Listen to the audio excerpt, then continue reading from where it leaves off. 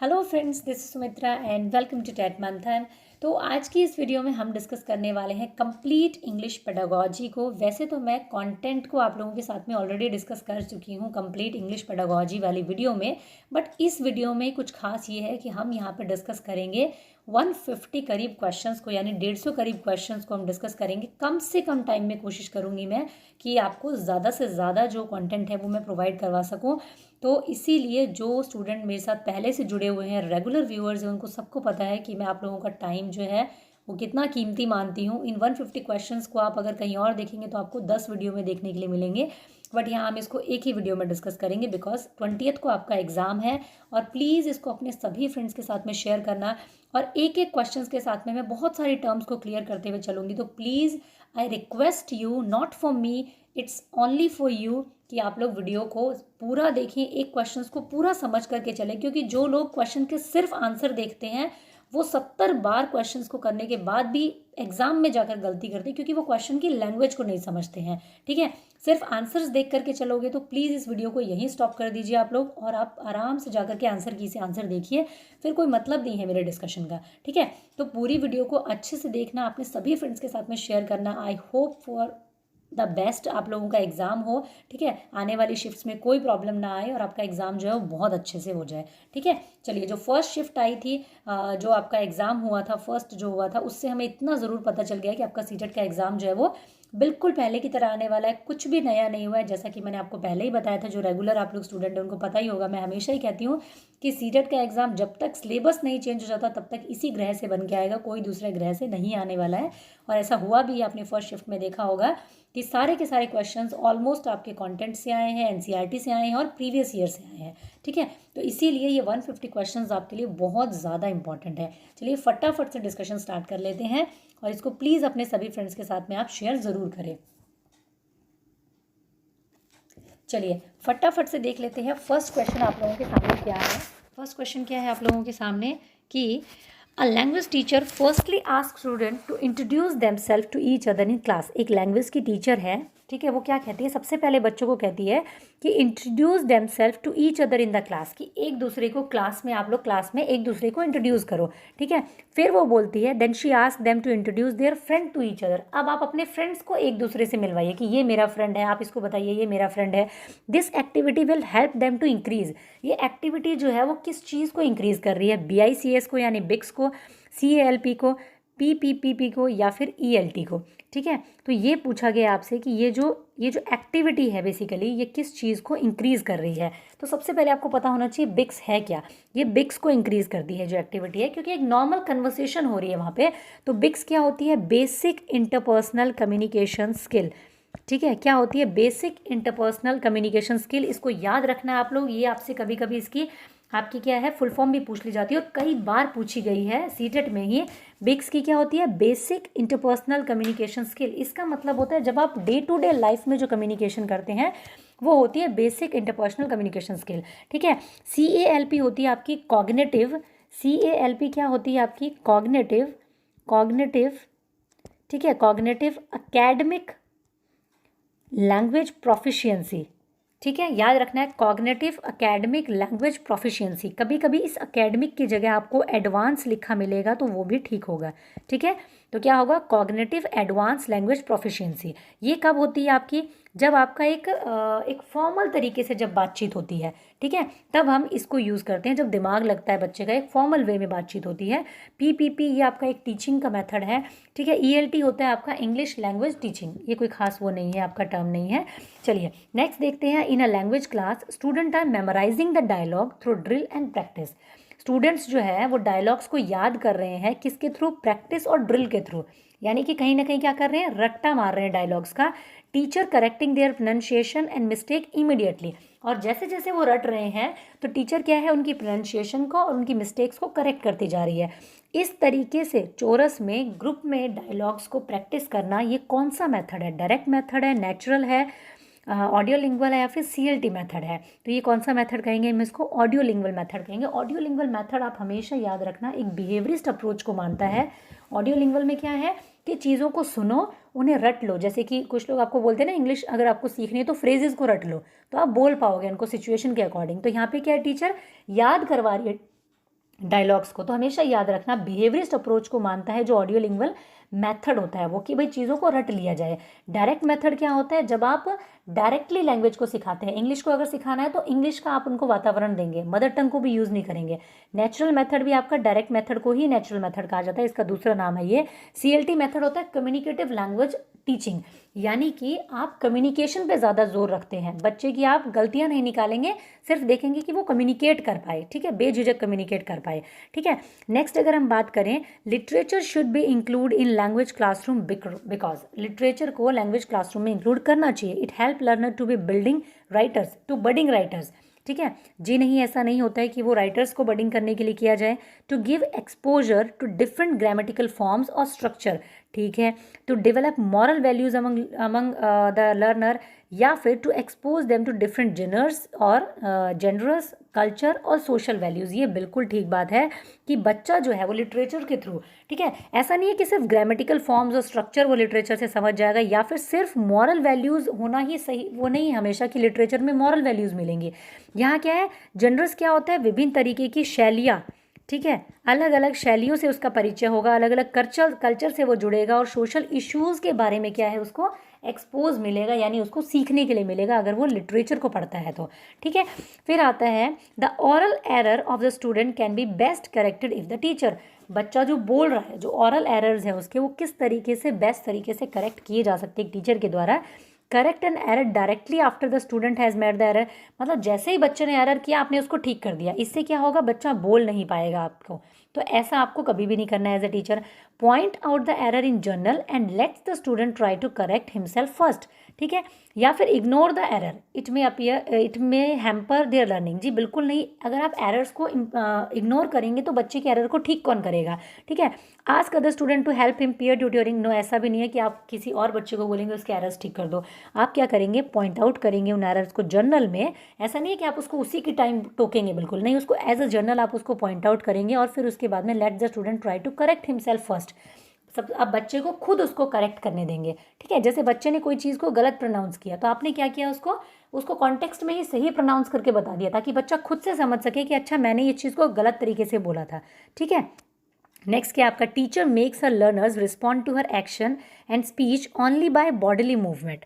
What is this known as, the teacher makes her learner respond to their action and speech only by bodily movement. Teacher ने क्या है, सिर्फ bodily movement के through, ठीक है, सिर्फ बॉडीली मूवमेंट के थ्रू लर्नर्स को रिस्पॉन्ड करने को बोला है, हर एक्शंस को और स्पीच को, कि भाई सिर्फ एक्टिंग करके दिखानी है आपको, बोलना नहीं है। तो क्या होगा, इसको क्या बोलते हैं, total physical response, task based language teaching, या कम्युनिकेटिव अप्रोच, या फिर प्ले वे मेथड। तो इसको क्या कहा जाता है, टोटल फिजिकल रिस्पॉन्स कहा जाता है। हमेशा याद रखना, अगर बोला गया हो कि एक टीचर जो है वो पोएम सुना रही है और एक्शंस के साथ सुना रही है, तब भी हम उसको क्या कहेंगे, टोटल फिजिकल रिस्पॉन्स कहेंगे, ठीक है। अगर एक टीचर स्टोरी सुना रही है, किसी जानवर के बारे में बता रही है, और बच्चे जो है उसी जानवर की आवाज़ें निकाल रहे हैं उसी टाइम पे, जब जैसे लॉयन का जिक्र आया तो लॉयन की आवाज़ें निकाल रहे हैं बच्चे, ठीक है। टाइगर का जिक्र आया, टाइगर की आवाज़ें निकाल रहे हैं बच्चे। किसी भी पक्षी के बारे में बात हो रही है अगर स्टोरी में, तो पक्षी की आवाज़ें निकाल रहे हैं। तो ये कौन सी अप्रोच है, तब भी आप यही कहेंगे टोटल फिजिकल रिस्पॉन्स हो रहा है यहाँ पे, ठीक है। जैसे कि आपने देखा होगा बहुत सारे टीचर है जो मतलब पूरा एकदम ऐसे डांस कर करके बच्चों को राइम्स करवाते हैं, तो वो क्या होगा, टोटल फिजिकल रिस्पॉन्स कहा जाता है। इस तरीके का कोई भी क्वेश्चन आता है तो उसका आंसर होगा टोटल फिजिकल रिस्पॉन्स आपका, ठीक है। As a pair activity for teacher gives her learners almost the same picture and ask them to find the difference between the two student. Teacher ने क्या किया, एक ये स्टूडेंट है, एक ये स्टूडेंट, इनको ऑलमोस्ट सेम दो पिक्चर्स दे दी और उनको बोला है कि इनमें डिफरेंस ढूंढो दोनों में। Ask each other question to discover how the two pictures are different, और एक दूसरे से डिस्कशन करो कि कैसे ये दोनों पिक्चर्स एक दूसरे से डिफरेंट है, ठीक है। तो this can be grammar activity, speaking activity, clause based activity, या क्रॉस वर्ड एक्टिविटी। एग्जैक्टली क्या है, ये स्पीकिंग एक्टिविटी है। वो सिर्फ बच्चे को क्या है, एक माहौल दे रही है, एक एनवायरनमेंट दे रही है जिससे बच्चा स्पीकिंग कर पाए, ठीक है, जिससे बच्चा बोल पाए, अपने थॉट्स को रख पाए कि भाई ये दो पिक्चर्स हैं, इनमें डिफरेंस कैसे कैसे है, वो आपस में डिस्कशन करें, तो क्या होगा, उनकी स्पीकिंग बेहतर होगी। नेक्स्ट है आपका, a student of class 4th is having some problem in writing, she may have, writing में प्रॉब्लम है, याद रखना हमेशा, राइटिंग में प्रॉब्लम होगी तो क्या होगा आपका, डिस्ग्राफिया होगा। डिसलेक्सिया कब होता है, याद रखना आप लोग, डिसलेक्सिया कब होता है भाई, डिसलेक्सिया होता है जब स्टूडेंट को किसमें? रीडिंग में प्रॉब्लम हो। डिस्ग्राफिया कब होता है? जब राइटिंग में प्रॉब्लम हो। डिस्फेजिया कब होता है? जब बच्चे को अपने थॉट्स को रखने में प्रॉब्लम हो। डिसकैलकुलिया कब होता है? जब उसको गणित में प्रॉब्लम हो, कैलकुलेशंस में प्रॉब्लम हो। ठीक है, तो ये आपकी लर्निंग डिसेबिलिटीज़ होती हैं। डिस्प्रैक्सिया भी होता है। डिस्प्रैक्सिया का मतलब क्या होता है? जब उसको मोटर स्किल्स में प्रॉब्लम होती है, एक्टिविटी करने में प्रॉब्लम होती है। ठीक है, it specifies the rule which govern the arrangement of word into phrases, cause, clause and sentences. मतलब कि एक ऐसा रूल जिसके अंदर वर्ड्स जो होते हैं आपके वो फ्रेजेस बन जाते हैं, फ्रेज और क्लॉज, फिर क्लॉज के बाद में सेंटेंस बनता है, यानी एक स्ट्रक्चर है एक तरीके का ये। तो इसको क्या कहा जाता है? इन रूल्स को क्या कहा जाता है? तो इसको क्या कहा जाता है? आपका सिंटेक्स कहा जाता है। जब भी आपसे पूछा जाए, रूल्स के बारे में बात की जाए, तो वो क्या होगा? आपका सिंटेक्स होगा। ठीक है, ग्रामेटिकल रूल्स की बात की जाए कि वर्ड, वर्ड से फ्रेज, फ्रेज से क्लॉज, क्लॉज से सेंटेंसेस, इनका अरेंजमेंट, इनका रूल, जहाँ पे रूल आ जाए इसका मतलब क्या बात है? वो सेंटेंस के बारे में बात कर रही है। और सिमेंटिक क्या होता है? सिमेंटिक आपका होता है जब मीनिंग के बारे में बात की जाए। सिमेंटिक किससे रिलेटेड होता है? मीनिंग से रिलेटेड होता है।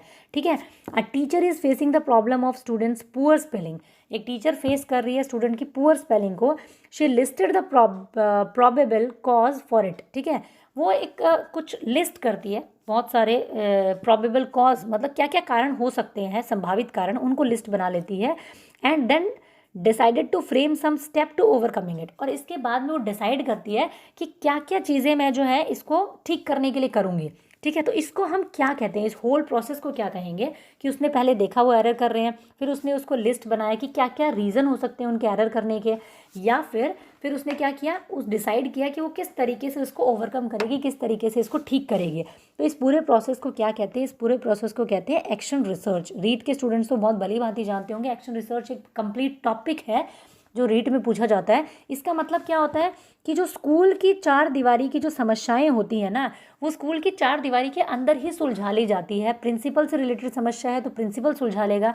टीचर्स की अगर कोई क्लासरूम में समस्या है, भाई बच्चे कम आ रहे हैं, अगर आपसे इसके अलावा ये पूछ लिया जाए कि एक क्लास में बच्चे बहुत ज़्यादा एब्सेंट होते हैं, ठीक है, टीचर उनके कारणों का पता लगाती है और फिर उसको ठीक करती है। ठीक है, तो आप क्या कहेंगे? ये कौन सा एक्ट है? ये भी एक्शन रिसर्च है। मतलब स्कूल की चार दीवारी की जो प्रॉब्लम है उसको चार दीवारी के अंदर सॉल्व करना क्या होता है? एक्शन रिसर्च में आता है आपका। नेक्स्ट क्वेश्चन देखते हैं फटाफट से। नेक्स्ट क्वेश्चन क्या है आपका? नेक्स्ट क्वेश्चन है आपका, the teacher of class 6th has labelled the classroom object. Teacher है क्लास 6th की, उसने क्या किया है? जो क्लासरूम के ऑब्जेक्ट्स हैं उनको लेबल लगा दिया उनके ऊपर में। ब्लैक बोर्ड हो गया, डोर हो गया, विंडो हो गया, फ़ैन हो गया, टेबल, चेयर, इन सब के ऊपर में डिफरेंट लैंग्वेजेस में, हिंदी, इंग्लिश, उर्दू, संस्कृत। जैसे ब्लैक बोर्ड के ऊपर उन्होंने इंग्लिश में लिख दिया ब्लैक बोर्ड, विंडो के ऊपर उन्होंने हिंदी में लिख दिया खिड़की। ठीक है, फ़ैन के ऊपर में इन्होंने कोई और भाषा में लिख दिया, संस्कृत में लिख दिया फ़ैन के ऊपर। टेबल के ऊपर उन्होंने टेबल का नाम लिख दिया उर्दू भाषा में। तो टीचर जो है वो क्या करना चाह रही है क्लासरूम एज अ होल में? Is learning through grammar translation method. यहाँ पे तो ग्रामर की कोई बात ही नहीं आई है। Is creating a language confusion. Language confusion कैसे हो सकती है? In focus on 3 language formula. जी नहीं, यहाँ पे 3 लैंग्वेज भी नहीं है, उसने तो डिफरेंट लैंग्वेजेस में लिख दिया है। कोई यहाँ पे गिनती नहीं है कि 3 लैंग्वेज में लिखा है या 4 में लिखा है।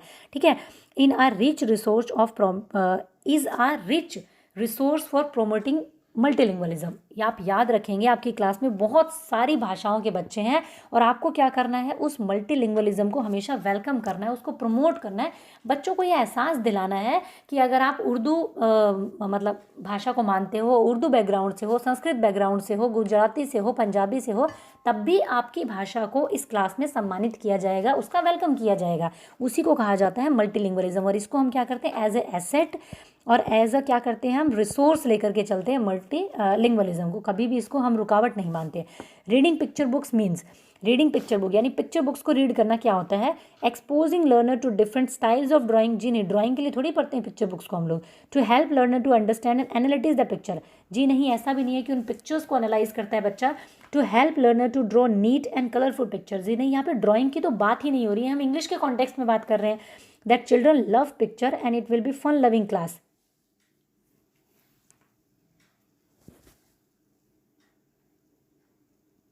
Love picture and will be fun loving class, ये भी नहीं होगा इसका तो भाई। 1 मिनट रुको, फिर से पढ़ लेती हूँ मैं। ओफो, हट जा भाई। चलिए फिर से पढ़ते हैं इसके ऑप्शंस को। To exposing learner to different style of drawing, drawing के स्टाइल्स को एक्सपोज करने के लिए। जी नहीं, यहाँ पे ड्राइंग की बात हो रही है, यहाँ पे भी ड्राइंग की बात हो रही है और यहाँ पे फन लविंग की बात हो रही है, तो ये सब ऑप्शंस नहीं हो सकते क्योंकि हम ड्राइंग के कॉन्टेक्स्ट में नहीं देख रहे हैं। बट यहाँ क्या है, to help learner to understand and analyse the picture.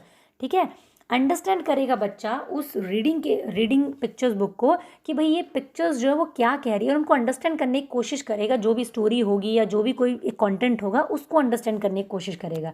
ठीक है, नेक्स्ट देखते हैं फटाफट से नेक्स्ट नंबर क्वेश्चन क्या होगा आपका। The assessment process not only assesses students learning but also assess teachers teaching process. ठीक है, this statement is fully wrong, fully right, partially right या बेसलेस। ये बिल्कुल फुल्ली राइट है कि जो असेसमेंट होता है वो सिर्फ बच्चे की लर्निंग को नहीं आंकता है बल्कि टीचर की टीचिंग को भी असेस करता है। क्योंकि देखो, जब भी एक बच्चा फेल होता है तो हम कभी नहीं कहते कि बच्चा फेल हुआ है, हम कहते हैं सिस्टम फेल हुआ है, टीचर की टीचिंग भी फेल हुई है। तो इसीलिए जब भी असेसमेंट होता है तो टीचर की टीचिंग प्रोसेस की भी कहीं ना कहीं क्या होता है, असेसमेंट होता है कि टीचिंग के प्रोसेस में कहाँ कमी रह गई थी जो बच्चे को समझ में नहीं आया। ठीक है, तो ये फुल्ली राइट है आपका। Before starting a new chapter from a text book a teacher should at first focus on. जब भी एक नया चैप्टर स्टार्ट करना होता है तो एक टीचर को किस चीज़ पे फोकस करना चाहिए। The background sitting of story, it's history. जो उसकी बैकग्राउंड सिटिंग है या उसकी हिस्ट्री के बारे में, चैप्टर के बारे में, उससे क्या हो जाएगा बताओ। The work profile of the poet और राइटर। अरे राइटर के बारे में जान के क्या करोगे बताओ। Relating the story with the previous experience of learner. ये बिल्कुल अच्छी बात लग रही है सुनने में, देखने में, कि जो स्टोरी है उसको बच्चे के प्रीवियस एक्सपीरियंसेस के साथ में आपको रिलेट करना है। जैसे आप बच्चे को कोई भी किसी भी चीज़ के बारे में पढ़ा रहे हैं, भाई आप उसको केयरिंग के बारे में पढ़ा रहे हैं तो आप उसको क्या करेंगे, रिलेट करेंगे। जैसे देखो, तुम्हारी मदर है कितनी केयरिंग है, तुम्हारी सिस्टर है कितनी केयरिंग है ना। तो आज हम इस टॉपिक के बारे में पढ़ेंगे, केयरिंग क्या है, केयरिंग होना क्या चीज़ है, केयर मतलब कैसे करना चाहिए, क्या क्या चीज़ें इसमें आती है। तो क्या हो गया, प्रीवियस एक्सपीरियंसेस से आपने क्या कर दिया, उस स्टोरी को रिलेट कर दिया। तो इससे क्या होगा, बच्चा बहुत अच्छे से समझ पाएगा। ग्रामेटिकल स्ट्रक्चर की भी यहाँ पे कोई नीड नहीं है।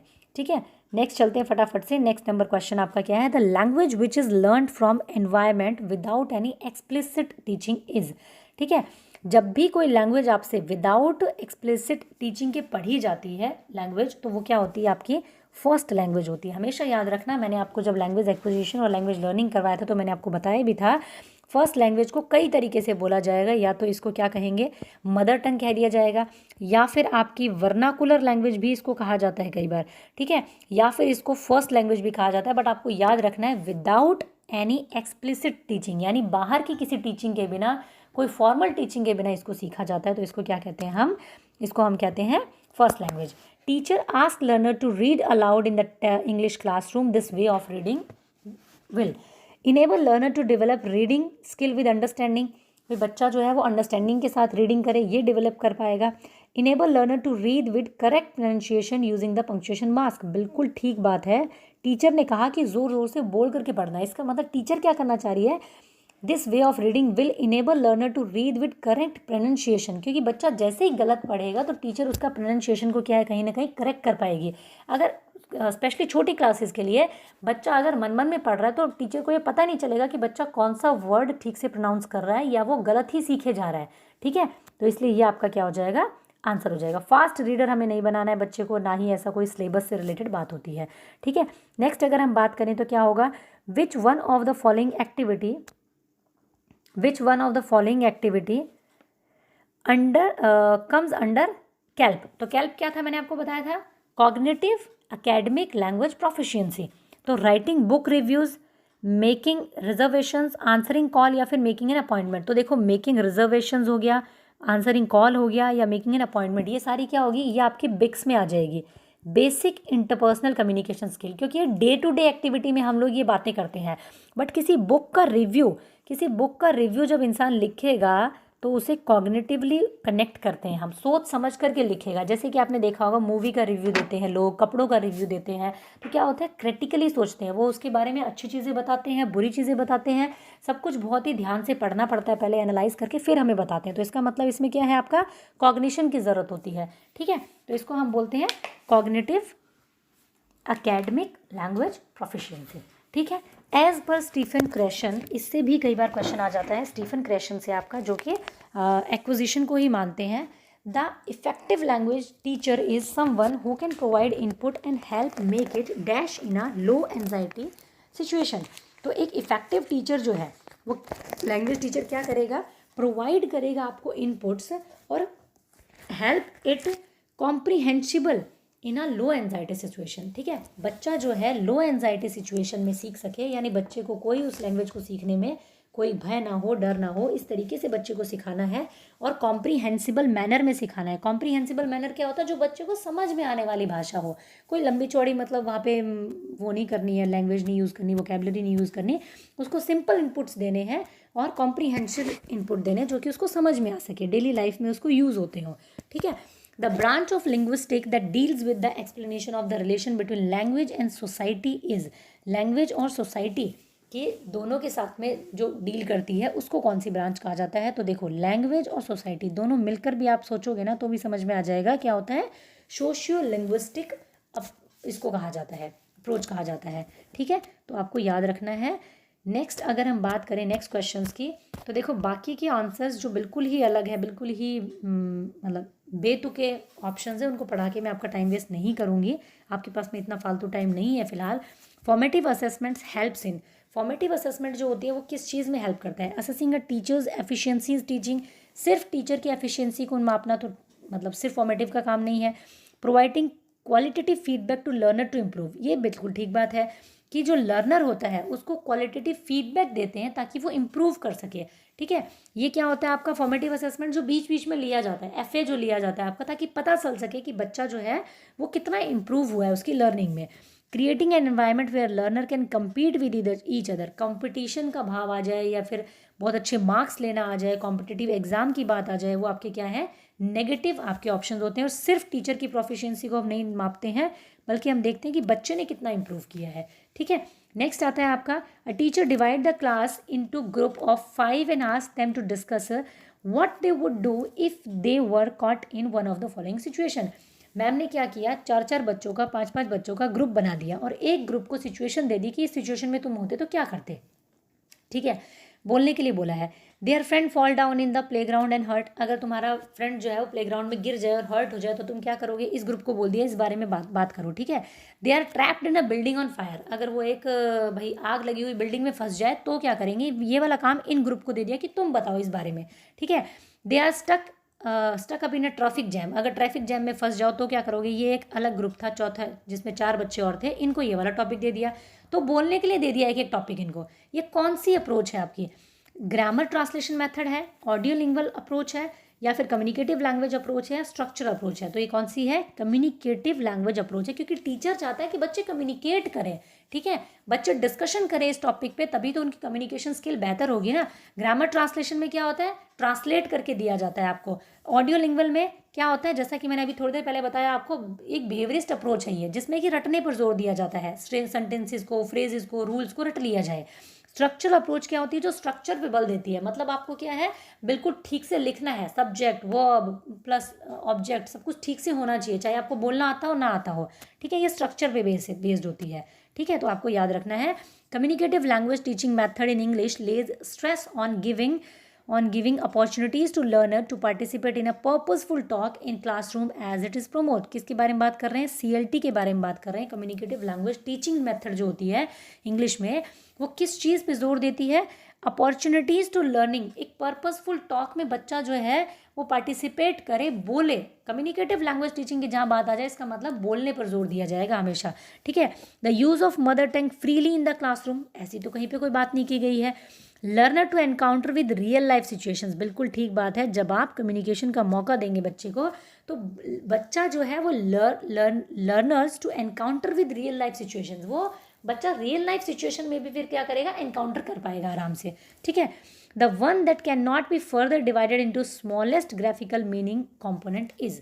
ठीक है, ऐसी कौन सी जो इनमें से टर्म है जो कि क्या है, स्मॉलर ग्रामेटिकल मीनिंगफुल कंपोनेंट है, जिसको और ज़्यादा डिवाइड नहीं किया जा सकता। फोनीम है, मॉर्फीम है, डिप्थोंग है, या फिर सिंटेक्स है। तो क्या कहा जाता है, मॉर्फीम को कहा जाता है, जो स्मॉलेस्ट यूनिट होती है। ठीक है, वो स्मॉलेस्ट यूनिट होती है ग्रामर की, जिसको और ज़्यादा आप ब्रेक नहीं कर सकते हैं। फोनीम क्या होती है, फ़ोन से याद रखना, ये होती है साउंड की सबसे छोटी इकाई। ठीक है, साउंड की सबसे छोटी यूनिट होती है फोनीम होती है। जो डिप्थोंग होते हैं, जो कि 2 वॉवल्स होते हैं, जिनको ग्लाइडिंग वॉवल भी हम कह देते हैं, जो 2 वॉवल ग्लाइड करके जाते हैं, साथ जाते हैं, जैसे कॉइन हो गया। ठीक है, ऑयल हो गया। सिंटेक्स क्या होता है, जब हम स्ट्रक्चर पे जोर देते हैं कि subject plus verb plus object, ये क्या है आपका, ये आपका सिंटेक्स है। ठीक है, तो ये आपको याद रखना है। इन 4 से 5 से हमेशा क्वेश्चंस पूछ लिया जाता है अलग अलग तरीके से। Alka, a student of class 3rd, often makes a mistake between sh and sir. As a language teacher, your interpretation will be. देखो, कोई बच्चा है अलका जो श और स में मिस्टेक करती है। Alka is a careless student. Student के बारे में आप कुछ भी भला बुरा नहीं कहेंगे, मैंने आपको पेडागोजी में हमेशा बताया है। ठीक है, अलकाज प्रोनाउंसिएशन इज़ नॉट क्लियर, फिर स्टूडेंट के बारे में बात नहीं, मतलब उल्टा सीधा नहीं बोलेंगे हम। As a teacher you will ignore, as a teacher आप कुछ भी इग्नोर नहीं करेंगे। ठीक है, ये हमेशा याद रखिए, आप उसकी मिस्टेक्स को और इन सब चीज़ों को आप इग्नोर नहीं कर सकते कभी भी। It's due to influence of her dialect और हर लैंग्वेज, जो उसकी क्षेत्रीय भाषा है उसका प्रभाव है। बहुत सारे ऐसे बच्चे होते हैं जो श को स बोलते हैं। ठीक है, अड़ा को कई मतलब भाषा में वो कुछ और बोलते हैं, अड़ा को र बोलते हैं, सड़क को सरक बोलते हैं। तो क्या होगा, ये उनकी क्षेत्रीय भाषा का प्रभाव है। हिंदी में भी सेम क्वेश्चन पूछा जाता है, इंग्लिश में भी सेम क्वेश्चन पूछा जाता है आपसे। ठीक है, नेक्स्ट है आपका creating a reading corner in the classroom helps. एक रीडिंग कॉर्नर अगर आप क्लासरूम में बना दिया जाए जहाँ पे बुक्स रखी हुई हैं, तो बच्चे को क्या हेल्प करेगा वो। ठीक है, children to learn and revise their syllabus. यहाँ पे सिलेबस की तो बात ही नहीं की गई है, ज़रूरी थोड़ी है कि रीडिंग कॉर्नर में सिलेबस की बुक्स रखी जाएंगी। To provide opportunities to children to select books independently as per their interest. बिल्कुल ठीक बात है, ये बच्चे को प्रोवाइड करेगा अपॉर्चुनिटी कि वो अपनी इंटरेस्ट की बुक जो है वो इंडिपेंडेंटली स्वतंत्र रूप से वहाँ से उठाए और पढ़ सके। ठीक है, जब उसका मन हो, ज़रूरी नहीं है उसमें सिलेबस की बुक्स होंगी, उसके इंटरेस्ट की बुक जो भी होगी उसको उठा के वो पढ़ सके, ताकि उसकी रीडिंग बेहतर हो और उसको इंटरेस्ट आए। The children but burdens the teacher to maintain a register. Teacher के लिए ऐसी कोई बात हम नहीं करते कि उसके लिए बर्डन होगा। To share the responsibility of the librarian. Teacher के लिए, लाइब्रेरियन के लिए, स्कूल के किसी भी अथॉरिटी के लिए किसी भी तरीके की कोई सुविधा की बात जब की जाती है तो हमारा आंसर नहीं होता कभी भी। ठीक है, a language teacher asked student to make a butterfly with paper by following her instructions. एक लैंग्वेज टीचर ने बच्चों को कहा कि पेपर से बटरफ्लाई बनाओ मेरे इंस्ट्रक्शंस को फॉलो करते हुए। टीचर ने बोला चलो एक काम करो, ये स्क्वायर लो, पेपर लो, ठीक है, उसको बीच में से फोल्ड करो, फिर उसके बाद उसको ऐसे फोल्ड करो, फिर उसके कॉर्नर्स को फोल्ड करो। इस तरीके से वो इंस्ट्रक्शंस दे रही है और बच्चे बना रहे हैं। ठीक है, ये एक्टिविटी किस चीज़ में हेल्प करेगी, पेपर मेकिंग स्किल में। भाई लैंग्वेज की क्लास में पेपर मेकिंग स्किल कहाँ से आ गया, पेपर फोल्डिंग स्किल कहाँ से आ गया। रीडिंग की कोई बात ही नहीं हो रही यहाँ पे जब पेपर फोल्डिंग हो रहा है। सीधी सीधी क्या हो गया, लिसनिंग कॉम्प्रीहेंशन हो गया। भाई बच्चों की लिसनिंग कॉम्प्रीहेंशन को देखा जा रहा है कि टीचर जो बोल रही है, जो उनको टीचर जो इंस्ट्रक्शंस दे रही है वो उनको समझ भी पाते हैं या नहीं समझ पाते, क्योंकि वो अगर ध्यान से सुनेंगे नहीं, समझ नहीं पाएंगे, तो वो टीचर के साथ साथ एक्टिविटी को कर नहीं पाएंगे। तो उनकी लिसनिंग कॉम्प्रीहेंशन को चेक कर रही है टीचर। ठीक है, इससे उनकी लिसनिंग कॉम्प्रीहेंशन जो है वो बेहतर होगी। बच्चा ध्यान से सुनेगा टीचर की बात, तभी वो साथ साथ में उस एक्टिविटी को बना पाएगा। Small kids at their initial stage love to move pen and pencil into and fro और up and down position. This way of writing is what, drawing, scribbling, invented writing है जिगजैग राइटिंग। तो इसको क्या कहा जाता है, zigzag writing कहा जाता है। मेरे तो पूरी घर की दीवारों बने हुए हैं इस तरीके से। बच्चे क्या करते हैं, जब शुरू शुरू में पेन उठाते हैं तो वो इस तरीके से क्या करते हैं, दीवारों पे पेंटिंग्स बना देते हैं, उसको कहा जाता है scribbling.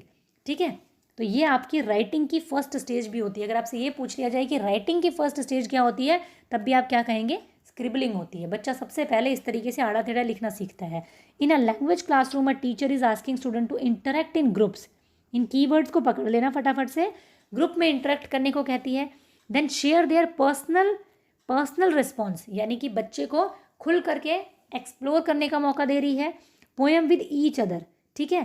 The task promote social interaction, advocate they, social interaction की बात आ गई, पीयर ग्रुप की बात आ गई, ग्रुप में सीखने की बात आ गई। किसके पास चले जाएंगे, सीधा सीधा वाइगॉत्स्की के पास चले जाएंगे।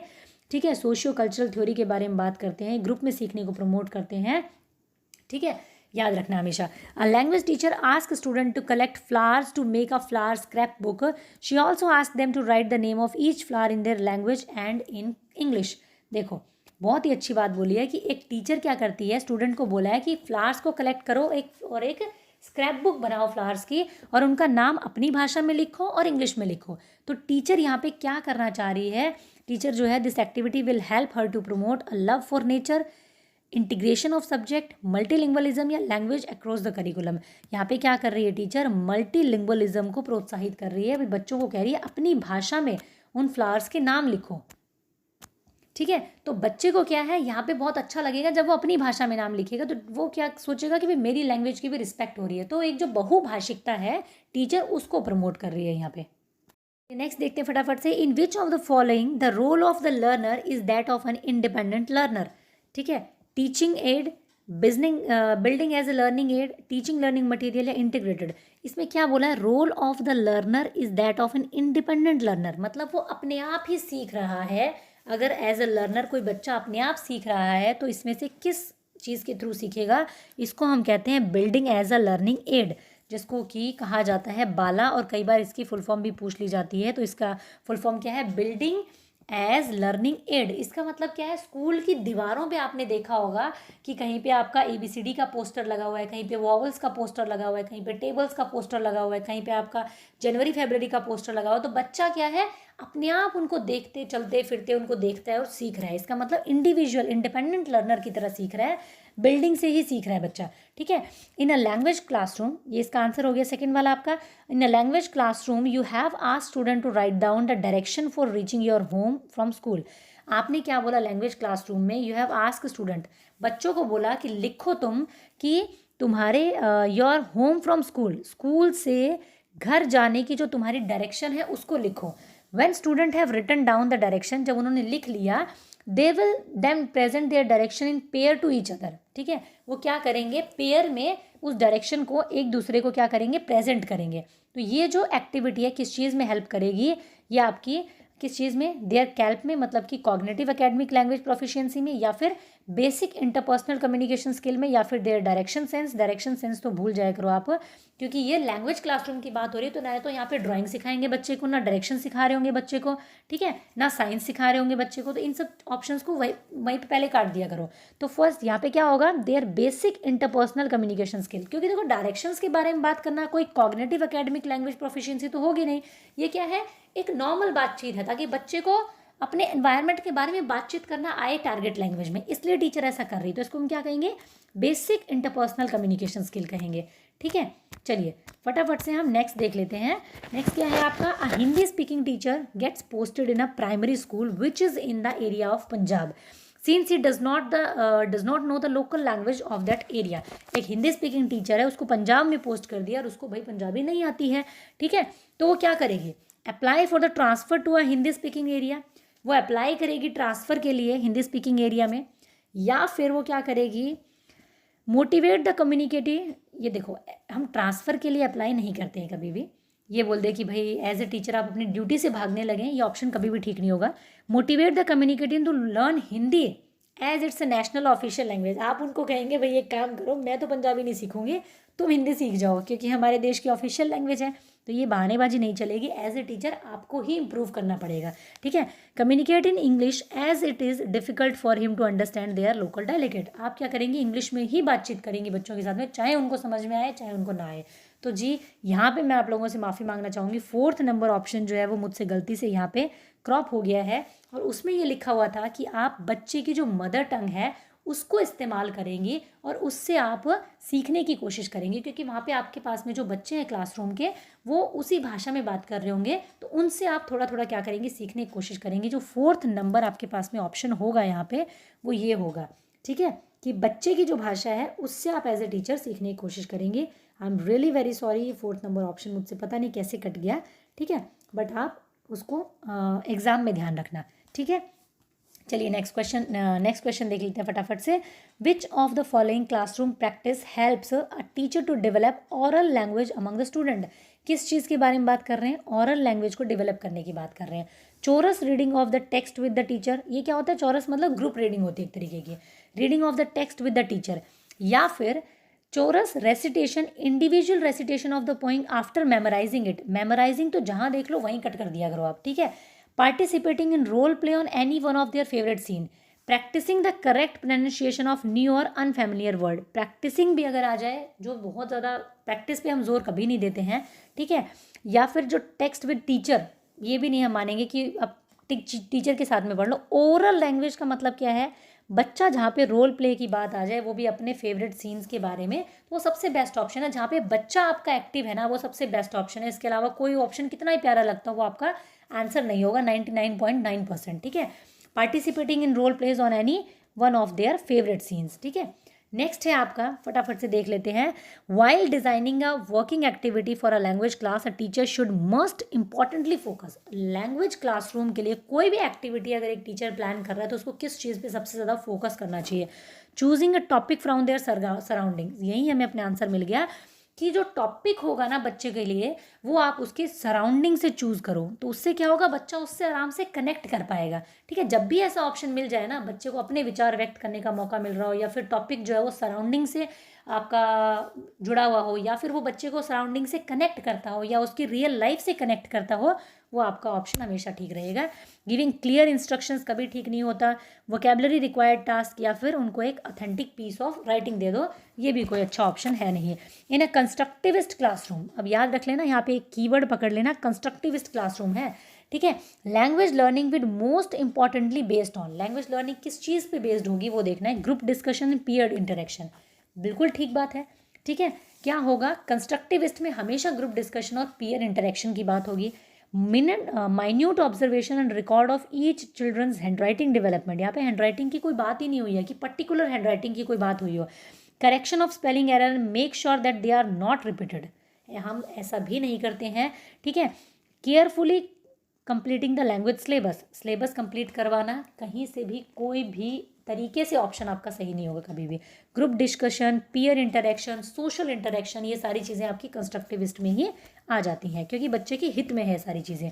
ठीक है, some children do not have exposure to English outside the classroom, ये सम स्टूडेंट क्या, हम लोग सभी जानते हैं जो इंडिया में रहते हैं कि आउटसाइड क्लासरूम, क्लासरूम से बाहर आप लोगों को इंग्लिश का एनवायरनमेंट नहीं मिलता है। So the teacher proficiency in spoken English is essential, तो जो इंग्लिश की जो टीचर है उसका एटलीस्ट बहुत ज़्यादा प्रोफिशिएंट होना चाहिए इंग्लिश में, एसेंशियल है, ज़रूरी है उसका कि इंग्लिश की टीचर जो है वो बहुत ही प्रोफिशिएंट हो मतलब। ठीक है, किस लिए, the teacher can give more time to grammar drills, नहीं जी ऐसा नहीं है कि वो इसलिए मतलब टीचर अच्छी होनी चाहिए इंग्लिश की कि वो ग्रामर रटवा सके। The teacher can edit the error, जी नहीं, ये भी नहीं। The student may listen to and process the new language before they actually communicate it, बिल्कुल ठीक बात है। Student can imitate practice and drill, बिल्कुल नहीं, ना इमिटेट करना सिखाते हैं हम, ना ड्रिल ना प्रैक्टिस। आपको क्या करना है, एक टीचर अगर सही होगी तो बच्चे क्या करेंगे, उसको सुनेंगे, उस लैंग्वेज को कम्युनिकेट करने से पहले वो एक अच्छे टीचर को अगर सुनेंगे तो जब वो खुद कम्युनिकेट करेंगे तो वो सही करेंगे। अब कुछ टीचर्स होते हैं जो स्कूल को क्या कहेंगे, स्कूल कहेंगे या स्कूल कहेंगे, तो अगर ऐसा इंग्लिश का टीचर प्रोनाउंस करेगा तो बच्चे भी उसके पीछे पीछे क्या करेंगे, स्कूल या स्कूल ही कहेंगे। ठीक है, तो इसलिए एक लैंग्वेज टीचर का प्रोफिशिएंट होना बहुत ज़रूरी होता है ताकि बच्चे एटलीस्ट जब तक क्लास में है, क्योंकि क्लास से बाहर तो उनको ये चीज़ मिल नहीं रही है, जब तक क्लास में एटलीस्ट तब तक उनको जो है वो एक बहुत ही एरर फ्री लैंग्वेज को सीख पाए। As a language teacher which one of the following is most important for you regarding teaching of grammar. देखो मैं आपको फिर बोल रही हूँ, सिर्फ और सिर्फ आंसर सुनने में मत रहना, वरना आपको ये क्वेश्चंस की लैंग्वेज पेपर में जाकर के समझ में नहीं आएगी। ये बहुत बड़ा रीजन होता है जब बच्चे जो होते हैं वो बहुत सारे क्वेश्चंस करके चले जाते हैं, सिर्फ आंसर मतलब टिक करके, मतलब देख देख करके हज़ारों क्वेश्चन चले जाते हैं, फिर भी पेपर में जाने के बाद में जब आपको क्वेश्चन की लैंग्वेज नहीं समझ में आती, उसका एक बहुत बड़ा रीज़न यही है कि आप लोगों ने क्वेश्चन की लैंग्वेज को समझा नहीं होता है। ठीक है, as a language teacher which one of the following is most important for your regarding teaching of grammar. ठीक है, लैंग्वेज टीचर के लिए सबसे ज़्यादा इंपॉर्टेंट क्या है जब आप ग्रामर को पढ़ा रही हैं? मेमोराइजिंग ग्रामर रूल, कभी भी हम मेमोराइज को अच्छा नहीं मानते। अवॉइड ग्रामर रूल, अवॉइड ही कर दोगे तो फिर क्या ही बच गया। या फिर यूजिंग ग्रामर ट्रांसलेशन मेथड, हम क्या करते हैं, फंक्शनल अप्रोच को ग्रामर के लिए हमेशा अच्छा मानते हैं। याद रखना इस चीज़ को, या तो आपके सामने वर्ड आ जाएगा कॉन्टेक्स्ट में ग्रामर सिखाना, या तो आपके सामने आ जाए फंक्शनल अप्रोच, तो ग्रामर के लिए ये दोनों ही चीज़ें सबसे बेहतर ऑप्शन होती है। फंक्शनल अप्रोच मतलब आप उसको कॉन्टेक्स्ट में सिखा रहे हैं, डे टू डे एक्टिविटीज़ के थ्रू सिखा रहे हैं। ठीक है, which one of the following is correct statement about a text book. Text book के बारे में करेक्ट स्टेटमेंट बताया गया है, ये आपका CLT से क्वेश्चन, सॉरी CLT नहीं, आपका टीचिंग लर्निंग मटीरियल से क्वेश्चन है, आपका ये TLM से। It is planning of educational activities for the session, ज़रूरी तो नहीं है कि सारी की सारी एजुकेशनल एक्टिविटीज़ आपको बुक में मिले। The text book is the final thing, बिल्कुल नहीं होता, ये चीज़ तो आपको हमेशा याद रखनी है। टेक्स्ट बुक सिर्फ एक रिसोर्स है, सर्वे सर्वा कभी भी नहीं होती है।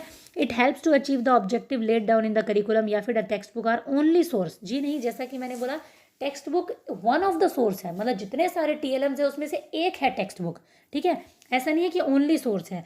तो क्या होगा, it help to achieve the object lay down in the curriculum. जो करिकुलम में हमारे ऑब्जेक्टिव्स डिसाइड किए गए हैं, जैसे कि भाई एक सेकंड क्लास के बच्चे को, थर्ड क्लास के बच्चे को ईवीएस में ये चीज़ें आनी चाहिए, ये उसको अपने सराउंडिंग के बारे में पता होना चाहिए, वो चीज़ें उसको टेक्स्ट बुक से मिल जाएंगी। उन ऑब्जेक्टिव्स को टेक्स्ट बुक के थ्रू पूरा करवाया जा सकता है। बस इतना सा ही रोल होता है टेक्स्ट बुक का। ठीक है, नेक्स्ट पे बढ़ते हैं फटाफट से। The purpose of diagnostic test in language learning is, ठीक है, क्या होता है, give feedback to the parents.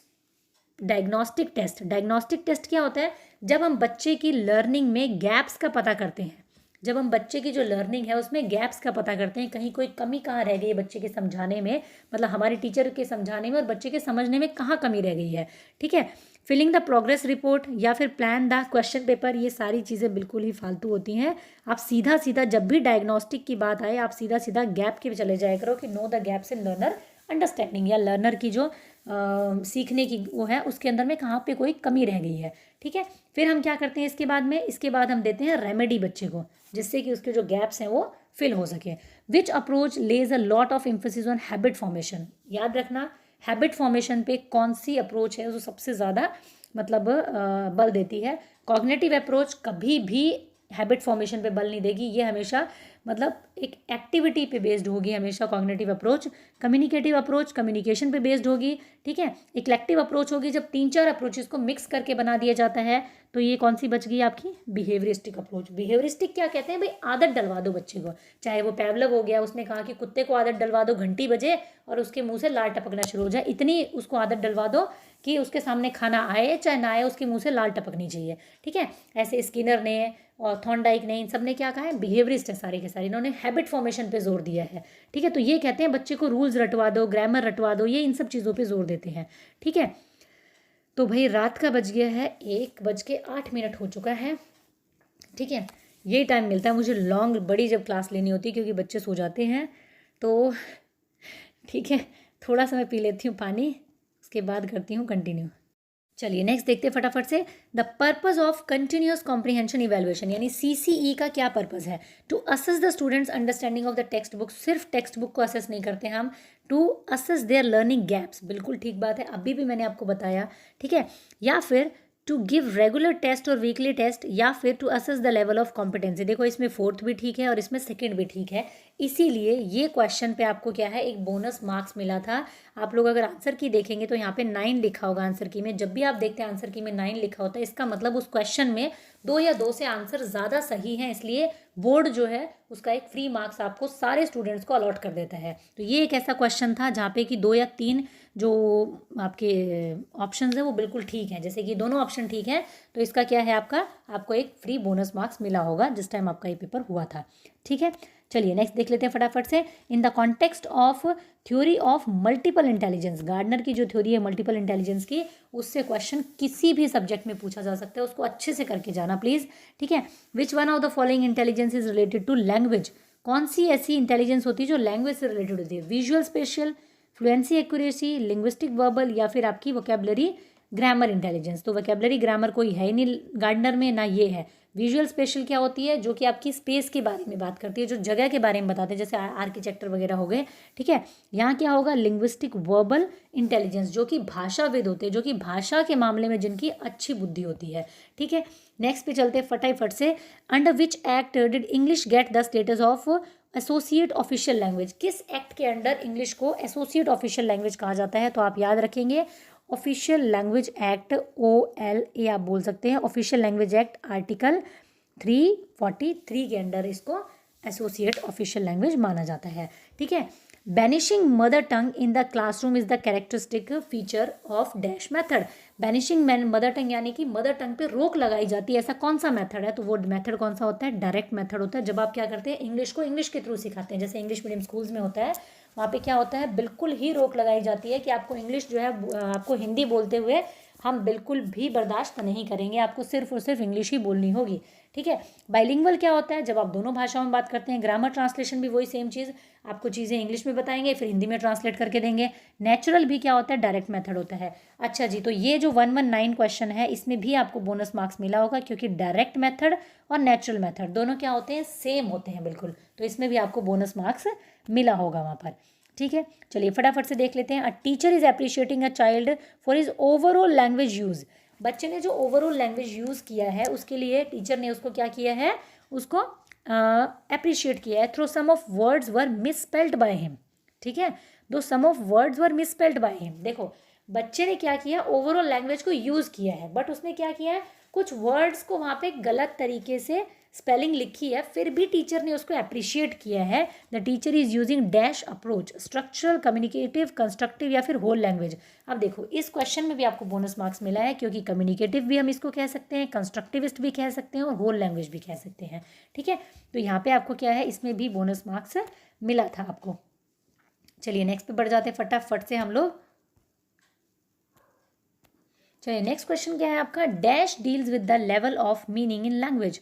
आपको याद रखना है, मीनिंग की जब भी बात आ जाती है तो हम किसके साथ जाएंगे, सिमेंटिक के साथ में जाएंगे, और स्ट्रक्चर की जब भी बात आ जाती है, रूल की जब भी बात आ जाती है तो हम सिंटेक्स के साथ में जाएंगे। कोलोकेशंस क्या होते हैं, अगर वर्ड कोलोकेशन की बात की जाए तो कुछ वर्ड्स आपको जैसे दे दिए, जैसे कि अगर मैं आपको दे दूँ गो टू, ठीक है, तो आप उससे कई सारे सेंटेंसेस, ये गो टू एक कोलोकेशन, वर्ड कोलोकेशन हो गया। आप बोलेंगे go to school, go to market, go to hospital, go to any other place, go to mall. तो ये क्या कर दिया आपने, इस वर्ड चंक हो गया, वर्ड्स का चंक हो गया, जिससे कि आप अलग अलग सेंटेंसेस को जो है बना देते हैं, तो इसको वर्ड कोलोकेशन कहते हैं, ठीक है। नेक्स्ट पे बढ़ जाते हैं फटाफट से। नेक्स्ट क्या है आपका, a teacher of class fifth, A teacher of class 5th wishes to teach a complex language structure from the syllabus. She should. एक कॉम्प्लेक्स लैंग्वेज स्ट्रक्चर बच्चे को पढ़ाना है क्लास 5th के, उस टीचर को क्या करना चाहिए, आस्क स्टूडेंट टू मेमोराइज, बिल्कुल नहीं कहेंगे मेमोराइज के लिए, नॉट टीच, उसको अवॉइड कर देंगे और पढ़ाएंगे नहीं बच्चे को, ये तो बिल्कुल ही मतलब वाहियात बात होगी।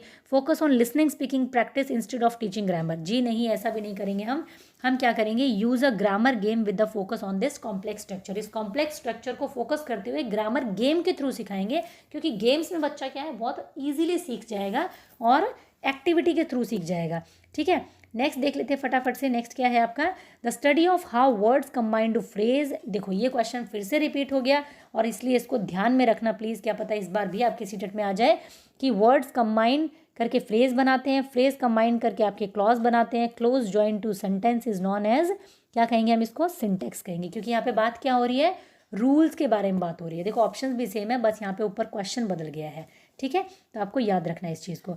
नेक्स्ट क्या है, English language has dash consonant sound. ये नहीं पूछा गया कितने कॉन्सोनेंट है, क्या पूछा गया, कितने कॉन्सोनेंट साउंड है। तो अगर आपसे पूछा जाए कॉन्सोनेंट तो कितने होते हैं, 21, बट साउंड कितने होते हैं, 24 होते हैं, ठीक है। टोटल कितने होते हैं, 44 आपके क्या होती हैं, फोनीम्स होती हैं, जिसमें कि 20 आपके क्या होते हैं, वॉवल्स होते हैं, और 21 आपके क्या होते हैं, कॉन्सोनेंट होते हैं। बट कॉन्सोनेंट के जो साउंड होते हैं वो 24 होते हैं। इस 20 में से फिर आपके क्या होते हैं, 12 तो आपके मोनोफ्थोंग्स होते हैं, और 8 आपके डिप्थोंग्स होते हैं। डिप्थोंग्स क्या होते हैं, जब दो वॉवल्स की ध्वनियाँ जो है ग्लाइड करके जाए, उनको ग्लाइडिंग वॉवल्स भी बोलते हैं, जैसे कि आपका हो गया कॉइन हो गया, ठीक है, सॉइल हो गया, क्लाउड हो गया आपका। तो यहाँ पे क्या है, यहाँ पे यू ओ हो गया, यहाँ पे ओ आई हो गया, ऑय करके निकल रहा है, यहाँ पे आउ करके हो रहा है, तो ये क्या है, आपकी ग्लाइडिंग वॉवल्स हैं, इनको हम डिप्थोंग्स भी कहते हैं। तो ये सारी चीज़ें आपको क्या करनी है, ध्यान में रखनी है, ठीक है। चलिए नेक्स्ट देखते हैं फटाफट से। As per Noam Chomsky's theory, the language acquisition device help children to. क्या करती है जो लैंग्वेज एक्विजिशन डिवाइस है, चॉम्स्की ने बोला हर बच्चे के अंदर जन्म से ही लैंग्वेज एक्विजिशन डिवाइस होती है, जिसकी वजह से वो ग्रामर के रूल्स को जनरेट कर लेता है। यानी आपने देखा होगा जब आपने अपनी मदर टंग को सीखा था तो आपने ग्रामर नहीं सीखी थी, आपने ग्रामर रूल्स अपने आप जनरेट कर लिए थे, अर्जन कर लिया था, ठीक है। तो वो क्या होती है, लर्न सेकेंड लैंग्वेज ईजिली, जी नहीं, ऐसा उन्होंने कुछ नहीं कहा है कि सेकेंड लैंग्वेज को ईजिली सीख जाएगा बच्चा। Communicate actively in second language, या फिर इमिटेट द लैंग्वेज, जी नहीं, उन्होंने बात की है जनरेटिव ग्रामर के बारे में, लैंग्वेज के बारे में उन्होंने बात की है, ठीक है। According to national curriculum framework 2005, English in India is dash in a multilingual country. ये बहुत बार क्वेश्चन पूछा जा चुका है आपका, तो कभी इसका आंसर सीटेट सेकंड दे देता है, कभी ग्लोबल देता है, इसमें सेकंड है ही नहीं, तो कंफ्यूज होने की बात ही नहीं है, ग्लोबल लैंग्वेज आएगा आपका। जब भी आपसे पूछा जाए मल्टीलिंगुअल कंट्री में, इंडिया के कॉन्टेक्स्ट में पूछा जाए कि इंडिया एक मल्टीलिंगुअल कंट्री है, तो वहाँ पे इंग्लिश क्या है, वहाँ पे इंग्लिश क्या है, ग्लोबल लैंग्वेज है। अगर आपसे वैसे पूछा जाए according to observation of national curriculum framework, ठीक है, इंग्लिश इन इंडिया और मल्टीलिंगुअल कंट्री ना लिखा हो, तो आप क्या कहेंगे, सेकंड में चले जाएंगे कि इसका आंसर क्या रहेगा आपका, सेकंड लैंग्वेज है, ठीक है। नेक्स्ट देखते हैं फटाफट से। The teacher divide the class in small groups and ask them to discuss and present their views on save environment. Teacher ने क्या किया, क्लास को स्मॉल ग्रुप्स में बांट दिया। ये ए ग्रुप हो गया, ये बी नंबर ग्रुप हो गया, ये सी नंबर ग्रुप हो गया। इस तरीके से ग्रुप में बांट दिया और इनको एक टॉपिक दे दिया, save environment. Student are free to plan and present their choice. बच्चे क्या है, बिल्कुल फ्री हैं अपने चॉइस को, अपने मतलब प्लान को प्रेजेंट करने के लिए, ठीक है। Choice and creativity. The teacher is facilitating them. Teacher क्या है, एज अ फैसिलिटेटर काम कर रहा है सिर्फ, व्हेन रिक्वायर्ड। इस अप्रोच को क्या कहेंगे, सीधी सीधी सी बात है, कंस्ट्रक्टिविस्ट अप्रोच कहेंगे। जब भी आप बच्चे को फ्रीली काम करने दे रहे हैं, क्रिएटिवली काम करने दे रहे हैं और टीचर एज अ फैसिलिटेटर है, आंख बंद करके कंस्ट्रक्टिविस्ट लगा दो वहाँ पे आराम से, ठीक है। Which of the following statement is true. Children's first language is a hurdle in English. बिल्कुल नहीं। बच्चे की जो पहली भाषा है वो इंग्लिश को सीखने में कभी भी हर्डल नहीं होती, कभी रुकावट नहीं होती है। It is difficult to teach English as they use their first language in very aspect and ignore English. जी नहीं, ऐसा भी नहीं होगा, ठीक है, कि उनको इंग्लिश सिखाना मुश्किल होगा अगर वो अपनी फर्स्ट लैंग्वेज यूज़ करते हैं। As a teacher you would like to give a list of English word on every first day. जी नहीं, आप ऐसा नहीं है कि उनको आते ही पहले दिन इंग्लिश वर्ड्स की लिस्ट थमा देंगे उनके हाथ में और कहेंगे रट लो बेटा। Children come to school with a treasure of experience and their mother tongue act like a resource. बच्चे जो होते हैं ना, वो बहुत सारे एक्सपीरियंसेस के साथ स्कूल आते हैं, ट्रेजर ऑफ एक्सपीरियंसेस के साथ स्कूल आते हैं। उनके अपने अनुभव होते हैं और उनकी मदर टंग की अच्छी खासी वोकेबलरी होती है उनके पास में। उसको हम एज अ क्या करेंगे, रिसोर्स इस्तेमाल करेंगे दूसरी भाषा सिखाने के लिए, ठीक है। चलिए, the teacher of class 4th brought some interesting book and distribute them among the students. एक टीचर है क्लास 4th की, वो कुछ इंटरेस्टिंग बुक लेके आई और बच्चों में बांट दिया। Today let's have fun. अब इस फन वर्ड को याद रखना आप हमेशा। And read this book for our pleasure. और इसको याद रखना, ठीक है। जब भी कोई बुक फन के लिए और प्लेजर के लिए पढ़ी जाए तो वो हमेशा क्या होगी, एक्सटेंसिव रीडिंग होगी। इस बात को याद रखना। प्री रीडिंग होती है जो रीडिंग से पहले वार्तालाप की जाती है। पोस्ट रीडिंग होती है जो रीडिंग के बाद में डिस्कशन किया जाता है। इंटेंसिव रीडिंग वो होता है जब आप बहुत ज़्यादा क्लास में मतलब पढ़ते हैं उसको, एकदम मतलब बहुत ही अच्छे तरीके से किसी को रीड करते हैं किसी चीज़ को पर्पसफुली, वो होती है। और जब आप प्लेजर के लिए पढ़ते हैं तो आप याद रखना, मैं आपको याद करवाने का एक तरीका भी बताया था मैंने कि एक्सटेंसिव से स्टार्ट होता है एक्स्ट्रा। यानी कि जब भी आप एक्स्ट्रा में पढ़ते हैं, फन के लिए पढ़ते हैं, मज़े के लिए पढ़ते हैं, तो क्या होगी, एक्सटेंसिव रीडिंग होगी, ठीक है। नेक्स्ट चलते हैं। आ 2.5 ईयर ओल्ड चाइल्ड, ठीक है, picks up his siblings book and looking at the pictures tales a story. देखो यहाँ पे क्या है, जैसे कि मेरा बड़े वाला बेटा है, उसकी बुक कभी कभी मेरा छोटा बेटा लेकर के बैठ जाता है और वो सिर्फ पिक्चर्स के थ्रू इस स्टोरी को समझने की कोशिश करता है। तो उस बच्चे को हम क्या कहेंगे, ये पूछा गया है। राइटर कहेंगे, इमर्जेंट राइटर, इमर्जेंट स्टूडेंट या इमर्जेंट रीडर या फिर emergent story teller.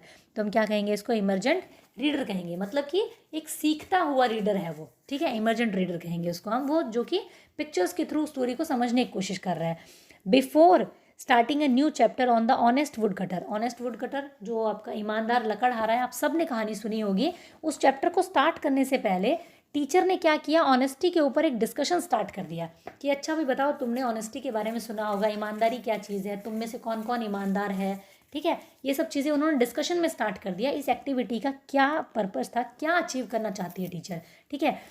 Activate students attention, या फिर एक्टिवेट स्टूडेंट स्किल, या फिर एक्टिवेट स्टूडेंट प्रीवियस नॉलेज, या फिर assess students level of learning. यहाँ पे एसेस कैसे करने लगे, अभी तो स्टार्ट ही नहीं किया उन्होंने, ठीक है। तो यहाँ सबसे बेस्ट ऑप्शन क्या है, assess activate students previous knowledge. जो बच्चे की प्रीवियस नॉलेज है ईमानदारी के बारे में, उसने कहाँ सुना है, क्या इस बारे में, इस वर्ड के बारे में वो जानता है, वो जो टीचर है वो क्या कर रही है, कोशिश कर रही है उसको एक्टिवेट करने की, उसकी जो प्रीवियस नॉलेज है। क्योंकि बच्चे की जो प्रीवियस नॉलेज होती है वो टीचर के लिए बहुत इंपॉर्टेंट होती है। उसी के बेसिस पे वो नए कॉन्सेप्ट को सिखाती है बच्चे को, ठीक है। A teacher of class 3rd finds that some student understand the concept more clearly when she explain them orally. एक क्लास 3rd की शिक्षिका ने ये देखा कि बच्चों को जब वो ऑरली एक्सप्लेन करती है कुछ स्टूडेंट्स को, तो उनको ज़्यादा अच्छे से समझ में आता है। तो उनका लर्निंग स्टाइल क्या है उन स्टूडेंट्स का, ऑडिटरी है, विजुअल है, काइनेस्थेटिक है, फिर एस्थेटिक है। तो उनका लर्निंग स्टाइल क्या हो गया, ऑडिटरी हो गया। ऑडिटरी मतलब ऑडियो समझ में आती है उनको अच्छे से, ठीक है। विजुअल क्या हो गया, जब देख करके समझ में आता हो। काइनेस्थेटिक क्या हो गया, जब आपको एक्टिविटी को करके समझ में आता हो। तो यहाँ क्या हो गया, ऑडिटरी लर्नर है वो लोग। A child got admission to a new school. एक बच्चे को नए स्कूल में एडमिशन मिला। The children was surprise to see that she would speak 4 languages. Teacher हैरान है ये देख कर कि बच्चा जो है वो इंग्लिश में नहीं बोल पा रहा है फ्लुएंटली, बट वो 4 भाषाओं को बोल पा रहा है। कोई और 4 भाषा, भाई उसको हिंदी आती है, इंग्लिश नहीं आती, हिंदी आती, गुजराती आती, मराठी आती है, एसएमएस आती है, ठीक है, 4 भाषाएं बोल पा रहा है वो। तो उसको क्या कहेंगे हम बच्चे को? मोनोलिंगुअल कहेंगे, ठीक है, मोनोलिंगुअल कहेंगे, बाइलिंगुअल कहेंगे, मल्टीलिंगुअल कहेंगे, लिंग्विस्ट कहेंगे। लिंग्विस्ट तो होता है भाषाविद, जो भाषा पे रिसर्च करते हैं। मल्टीलिंगुअल होता है जो बहुत सारी भाषा बोल पाता है, यानी ये बच्चा बहुत सारी भाषा बोल पाता है, तो इसको हम कहेंगे मल्टीलिंगुअल। बायलिंगुअल मतलब जो 2 भाषा बोल पाता है। मोनोलिंगुअल जो 1 भाषा बोल पाता है। अगर यहाँ मल्टीलिंगुअल की जगह पॉलीग्लोट होता, तब आप पॉलीग्लोट भी आंसर लगा सकते हो आराम से। जो 4 से 5 भाषाएं बोल पाता है, तो इसका मतलब वो क्या है? मल्टीलिंगुअल है, ठीक है।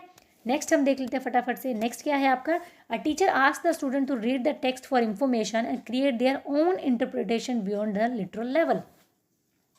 टीचर ने क्या बोला कि टेक्स्ट को पढ़ो, text for information and create their own interpretation. भाई एक कोई टेक्स्ट दे दिया, उसको पढ़ो तुम लोग, ठीक है, अपने आप पढ़ो उसको और अपनी इंटरप्रिटेशन निकालो कि तुम्हें क्या समझ में आ रहा है उससे, ठीक है। Which sub skill is practicing in this class? कौन सी सब स्किल को प्रैक्टिस किया जा रहा है? पैराफ्रेजिंग को, प्रोडक्शन को, इन्फरिंग को या समराइजिंग को? तो इसको हम कहते हैं इन्फरिंग। इन्फरिंग का मतलब क्या होता है? एक अनुमान लगा लेना किसी चीज़ का, ठीक है। इन्फरिंग का मतलब क्या होता है? एक अनुमान लगा लेना। भाई आपने देखा होगा सीटेट में जब आप पैसेज पढ़ते हो तो आपको एक एक वर्ड नहीं समझ में आता पैसेज का। कई बार बहुत मुश्किल मुश्किल वर्ड होते हैं जो समझ में नहीं आते, लेकिन फिर भी पूरा पैसेज ओवरऑल किस बारे में बात कर रहा होता है, ये क्या होती है? इन्फरिंग होती है। आप अनुमान लगा लेते हैं पैसेज बात किस बारे में कर रहा है, ठीक है। पैराफ्रेजिंग क्या है? राइटिंग की सब स्किल है। प्रिडिक्शन क्या है?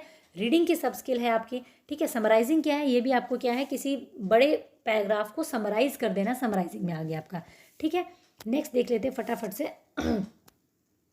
Story telling and listening to stories play an important role because, ठीक है, स्टोरी टेलिंग और लिसनिंग दोनों ही जो है एक इंपॉर्टेंट रोल प्ले करती है। Help to teach and learner new and difficult words, अच्छा जी। Use many structure of grammar and help children to learn them, अच्छा। प्रेजेंट लैंग्वेज एज होल या फिर help the children to maintain class discipline, जी नहीं है। यहाँ पे सबसे अच्छा ऑप्शन क्या है आपके पास में? Present language as a whole. कैसे एज अ होल? जब टीचर है वो स्टोरी टेलिंग एंड लिसनिंग, उसमें क्या है? टेलिंग में क्या हो रहा है? स्पीकिंग हो रही है। लिसनिंग में क्या हो रही है? लिसनिंग हो रही है। अगर आपने उसी चीज़ को प्ले अगर करने के लिए कह दिया तो स्पीकिंग हो गई उसके अंदर में, फिर उसके बाद में लिखने के लिए अगर कह दिया तो उसमें राइटिंग भी हो गई। तो इसका मतलब क्या है? लैंग्वेज एज अ होल उसके अंदर में आपका जो है बच्चे की डेवलप हो रही है स्टोरी टेलिंग के अंदर में, ठीक है। A language of class 5th while reading a chapter find some difficulty and unfamiliar word. एक क्लास 5th में जो है रीडिंग के दौरान बच्चे जो है reading a chapter find some difficulties, उनको कुछ डिफिकल्टीज आती है, कुछ अनफेमिलियर वर्ड्स मिलते हैं and is not able to get the meaning of those words, ठीक है, उन्हें उस वर्ड्स के मीनिंग नहीं मालूम है। ही शुड क्या करना चाहिए? टीचर को पूछना चाहिए। भाई ज़रूरी नहीं है आप हर एक चीज़ जाकर के टीचर से पूछेंगे। इग्नोर और स्किप द वर्ड्स, ऐसा भी हम नहीं करते हैं। Guess the meaning in context, वही इन्फरिंग वाली बात आ गई यहाँ पे कि आप क्या करेंगे? इन्फरिंग लगाएंगे, यानी कि उनको मीनिंग को कॉन्टेक्स्ट में समझने की कोशिश करेंगे। सेम मैं आपको पैसेज वाला एग्जाम्पल दूंगी कि आपको जब पैसेज में चीज़ें समझ में नहीं आती हैं तो मैं आपको हमेशा बोलती हूँ कि एंटोनिम और सिनोनिम भी अगर आपको छांटना होता है तो आप कॉन्टेक्स्ट में उसको समझने की कोशिश करो कि वो क्या कहा जा रहा है पैसेज में, ठीक है, और फिर आप उसका आराम से एंटोनिम सिनोनिम निकाल पाओगे। In the multilingual classroom can interact, multilingual classroom learners can interact, कैसे भाई? In the medium of instruction follow the student या फिर in their own language and can be mix of word from more than one language. बिल्कुल ठीक बात है। जो multilingual classroom होगी उसमें बच्चे क्या है? इंटरेक्ट करेंगे अपनी ओन लैंग्वेजेस में and can be mix of words from more than one languages, ठीक है। अपनी मदर टंग में वो क्या कर सकते हैं? अपनी ओन लैंग्वेज में वो इंटरेक्ट करें और उसके अंदर मिक्स कर सकते हैं। इंग्लिश के वर्ड्स मिक्स कर दिए, हिंदी के वर्ड्स मिक्स कर दिए, वो चीज़ें उसके अंदर में होती हैं आपकी, ठीक है। Dash comprehension is the skill of reading a piece of text closely और intentionally for the purpose of extracting specific information from the text. अब यहाँ से ये चीज़ हमेशा याद रख लेना, जब भी स्पेसिफिक इंफॉर्मेशन की बात की जाए, कितना लंबा चौड़ा क्वेश्चन आपको दे दिया जाए, ठीक है, तो आप किस पे बात करेंगे? इन्फ्रेंशियल कहेंगे, ग्लोबल कहेंगे, लोकल कहेंगे या ट्रांसलेक्शन कहेंगे। इसको हम कहते हैं local comprehension. Local comprehension is the skill of reading a piece of text closely और specific information from the text आपका, ठीक है। चलिए नेक्स्ट देख लेते हैं फटाफट से। नेक्स्ट क्या है? Diagnostic test are administered to. Diagnostic test किस लिए होते हैं आपके? Find out deficiencies of the student with a view of planning remedies, बिल्कुल ठीक बात है। Assess the suitability of candidate for a specific programme, जी नहीं। टेस्ट द लैंग्वेज प्रोफिशिएंसी, जी नहीं। जज द स्टूडेंट, जी नहीं, जज हम नहीं करते हैं। फाइंड आउट डेफिशिएंसीज, भाई कहाँ पर कमी रह गई बच्चे के अंदर में, और उसके लिए रेमेडीज प्लान करने के लिए हम डायग्नोस टेस्ट को एडमिनिस्ट्रेट करते हैं, ठीक है। It is type of writing in which the teacher provide the situation and help the class to prepare it. Teacher क्या करती है, सिचुएशन प्रोवाइड करती है और बच्चे को हेल्प करती है उसको प्रिपेयर करने में, राइटिंग को। The teacher continuously provide feedback, direction and expansion to the ideas of the learner, ठीक है। टीचर कंटिन्यूसली जो है उसकी हेल्प करती है बच्चे की, उसको फीडबैक देती है, डायरेक्शन देती है, एक्सपेंशन देती है, ठीक है। ये किस तरीके की राइटिंग है, कंट्रोल्ड राइटिंग है, गाइडेड राइटिंग है, फ्री राइटिंग है या प्रोडक्ट राइटिंग है? ये आपकी गाइडेड राइटिंग है। सीधी सीधी पता चल रही है टीचर क्या कर रही है, उन्होंने टॉपिक ज़रूर दिया है लेकिन उनको गाइड करके चल रही है, ठीक है, कंटिन्यूस उसको फीडबैक दे रही है, तो ये गाइडेड राइटिंग है। कंट्रोल्ड राइटिंग क्या होगी, जब आपको पर्टिकुलर एक टॉपिक दे दिया, इससे बाहर आपको जाना नहीं है, इसी में लिखना है आपको, तो कंट्रोल्ड राइटिंग होगी। फ्री राइटिंग क्या होगी, आपको एक टॉपिक दे दिया कि अपने शब्दों में लिख दो, जो आपको लिखना लिख दो, ठीक है, आपका अपने हिसाब से लिख दो, तो उसको हम कहते हैं फ्री राइटिंग आपकी, ठीक है। चलिए नेक्स्ट देखते हैं फटाफट से। नेक्स्ट क्या है आपका, structural approach give more importance to.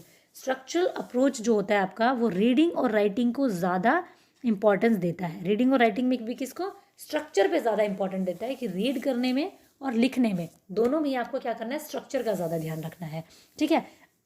A teacher asked the student of class 5th to read the text thoroughly.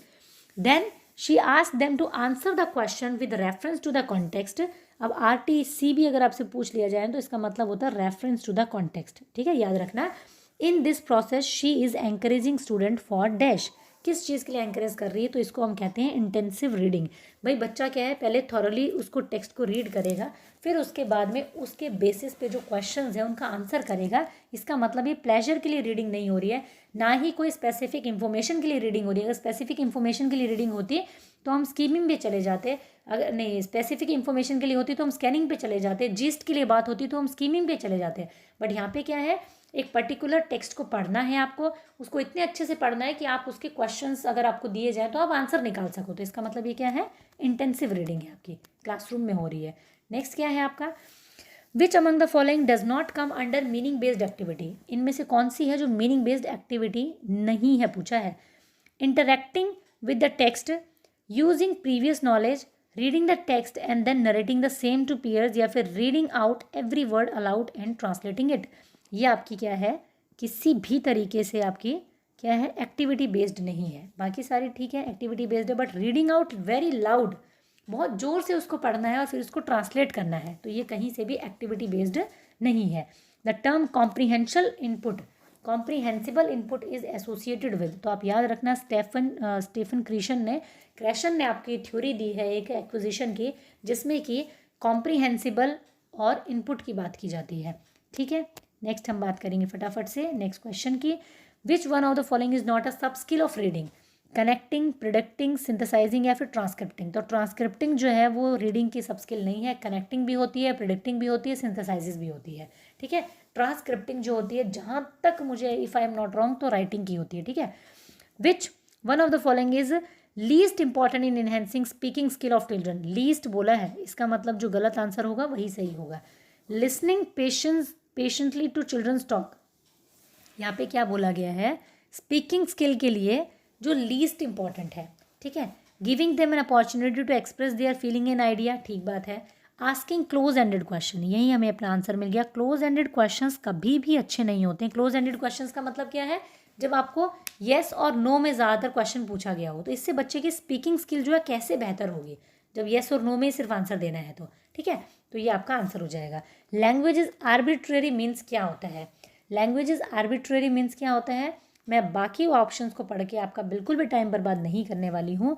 There is no inherent relation between the word of a language and their meaning. मैंने आपको language acquisition वाले chapter में बहुत अच्छे से बताया था कि लैंग्वेज इज आर्बिट्रेरी का मतलब क्या होता है। इसका मतलब होता है कि no inherent relationship between the word of a language and their meaning. जैसे कि इंग्लिश में हम एप्पल क्यों कहते हैं, या हिंदी में हम इसको सेब क्यों कहते हैं, ये जो इस तरीके का ऑब्जेक्ट होता है, आज तक किसी को पता है, कोई भी इसके पीछे कोई इनहेरेंट रिलेशन है कि ये जो इस तरीके का ऑब्जेक्ट है, ये सेब ही होगा या एप्पल होगा, मैं इसको अमरूद क्यों नहीं कह सकती, मैं इसको आम क्यों नहीं कह सकती, ठीक है। या फिर ये जो इस तरीके की बनाई हुई एक चीज़ है, ठीक है, इसको हम कैट ही क्यों कहेंगे, बिल्ली ही क्यों कहेंगे, मैं इसको हाथी क्यों नहीं कह सकती? क्या कोई ऐसा प्रूफ है कहीं पर भी, कोई इनहेरेंट रिलेशन है वर्ड्स के बीच में और उनके मीनिंग के बीच में? नहीं है। इसी को कहा जाता है लैंग्वेज इज आर्बिट्रेरी। ठीक है, तो आपको याद रखना है इस चीज़ को। नेक्स्ट हम बढ़ जाते हैं फटाफट से नेक्स्ट के अंदर। At primary level literature is helpful in developing language of learners as. Tongue जो है ना वो स्लिप करने लग जाती है इतने सारे क्वेश्चंस इतनी जल्दी जल्दी पढ़ने के बाद में। तो at primary level literature is helpful in developing language of learners as it encourage the learner to complete the worksheet. जी नहीं, लिटरेचर आपको वर्कशीट कंप्लीट करने की कैसे हेल्प करेगा? It is an authentic material covering various generous. बिल्कुल ठीक बात है। क्या है, हमेशा याद रखना, जो लिटरेचर होता है आपका वो एक ऑथेंटिक मटीरियल होता है जो कि आपके जनर्स को कवर करता है। जनर्स मतलब बहुत सारी शैलियों को, जैसा कि अभी मैंने पहले ही बताया था आपको, बहुत सारी शैलियाँ, बहुत सारे कल्चर्स, बहुत सारी सोशल वैल्यूज़ जो होती हैं आपको लिटरेचर के अंदर सीखने के लिए मिलती है। ठीक है। The teacher observed that Praveen could not write a paragraph on her own. बच्चा जो है वो अपने आप जो है पैराग्राफ नहीं लिख पाता है, even after brain storming the topic. किसी भी टॉपिक के ऊपर कितना भी सोच ले वो अपने आप नहीं लिख पाता। However she was able to write it under adult और पीयर गाइडेंस। याद रख लेना इस टॉपिक को, इस पूरे टैग वर्ड को, अडल्ट और पीयर की गाइडेंस में बच्चा सीख जाता है। वो क्या कर देता है, उसको एबल हो जाता है लिखने में। तो इसको क्या कहेंगे हम? इसको हम कहते हैं स्कैप फोल्डिंग, जो कि किसने कहा है? वाइगॉत्स्की ने बात की है स्कैप फोल्डिंग के बारे में, कि बच्चा कोई चीज़ अपने आप नहीं कर पा रहा है लेकिन वो अपने अपने पीयर्स की मदद से कर पा रहा है या फिर अपने बड़ों की मदद से कर पा रहा है, हेल्प से कर पा रहा है, तो उसको हम क्या कहते हैं? स्कैप फोल्डिंग कहते हैं। ठीक है। फिर आता है a teacher prepare a worksheet and remove every 7th word. Teacher ने क्या किया? एक वर्कशीट प्रिपेयर की। क्या किया? एक वर्कशीट प्रिपेयर की और उसमें क्या किया? लिखते लिखते एवरी जो 7th वर्ड है ना वो उसने क्या किया? वहाँ से गायब कर दिया, यानी डैश छोड़ दिया उसके अंदर में। उसको हम क्या कहते हैं? Then she asked the learner to read the text. After that they were asked to complete the worksheet with missing words. ठीक है, ये टास्क क्या होता है? तो इसको हम कहते हैं क्लॉज टेस्ट। ठीक है, याद रखना, इसको क्या कहा जाता है? क्लॉज टेस्ट कहा जाता है। नेक्स्ट देखते हैं, the purpose of textual exercise is not पूछा है यहाँ पे, डेवलप क्रिएटिविटी अमंग लर्नर।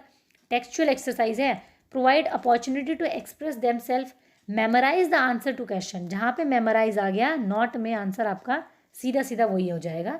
ठीक है, कहीं और जाने की ज़रूरत ही नहीं है। नॉट हो गया मतलब मेमोराइज तो हम कभी भी नहीं बोलते ना बच्चे को करने के लिए, नेगेटिव ऑप्शन है मेमोराइज हमारा। नेक्स्ट देखते हैं फटाफट से। Sorry, a teacher wants to create a language rich environment in a classroom. She should. एक लैंग्वेज रिच एनवायरनमेंट क्रिएट करने के लिए टीचर को क्या करना चाहिए? Establish a language lab in her classroom. जी नहीं, ऐसा थोड़ी होता है कि लैंग्वेज लैब बना दो क्लासरूम में। Motivate parents to buy language game. जी नहीं, ऐसा कुछ नहीं है कि आप अपना जो जिम्मेदारी पेरेंट्स पे डाल दो। Provide an opportunity where the learner is seen, noticed and used by children. बिल्कुल ठीक बात है कि लैंग्वेज जो है वो आप इस तरीके से प्रोवाइड करवाएंगे कि बच्चे को देखने में लैंग्वेज आए, उसको नोटिस कर पाए, वो यूज्ड बाय चिल्ड्रन। ठीक है। लैंग्वेज रिच एनवायरनमेंट क्या होता है कि उसके आसपास में सब जगह में भाषा हो, उसके देखने में, सुनने में, सब जगह वो भाषा उसको दिखने में मिले, सुनने में मिले। ठीक है, उसको बोलते हैं लैंग्वेज रिच एनवायरनमेंट। इसको हम प्रिंट समृद्ध माहौल कहते हैं हिंदी में। ठीक है, हिंदी वाले 150 क्वेश्चंस भी देख लेना अगर आपने नहीं देखे हैं तो। 150 क्वेश्चंस करवाए थे, उससे बाहर क्वेश्चन नहीं जाएंगे आपके, आराम से क्वेश्चन फंस जाएंगे वहाँ से। A teacher gives the task of dialogue completion of class 5th student. The role of this task in language learning will be. Dialogue completion का एक टास्क दिया है टीचर ने, तो इससे क्या होगा? ठीक है, teaching of structure, the separation of spoken and writing form, या फिर to facilitate conversation by giving specific language practice using formulaic expression. बिल्कुल ठीक बात है। ये क्या करेगा? कन्वर्सेशन को फैसिलिटेट करेगा। भाई बच्चे को आपने क्या कर दिया? कुछ डायलॉग्स दे दिए इनकम्प्लीट, उनको कंप्लीट करने के लिए बोला है। ठीक है, तो इससे क्या होगा?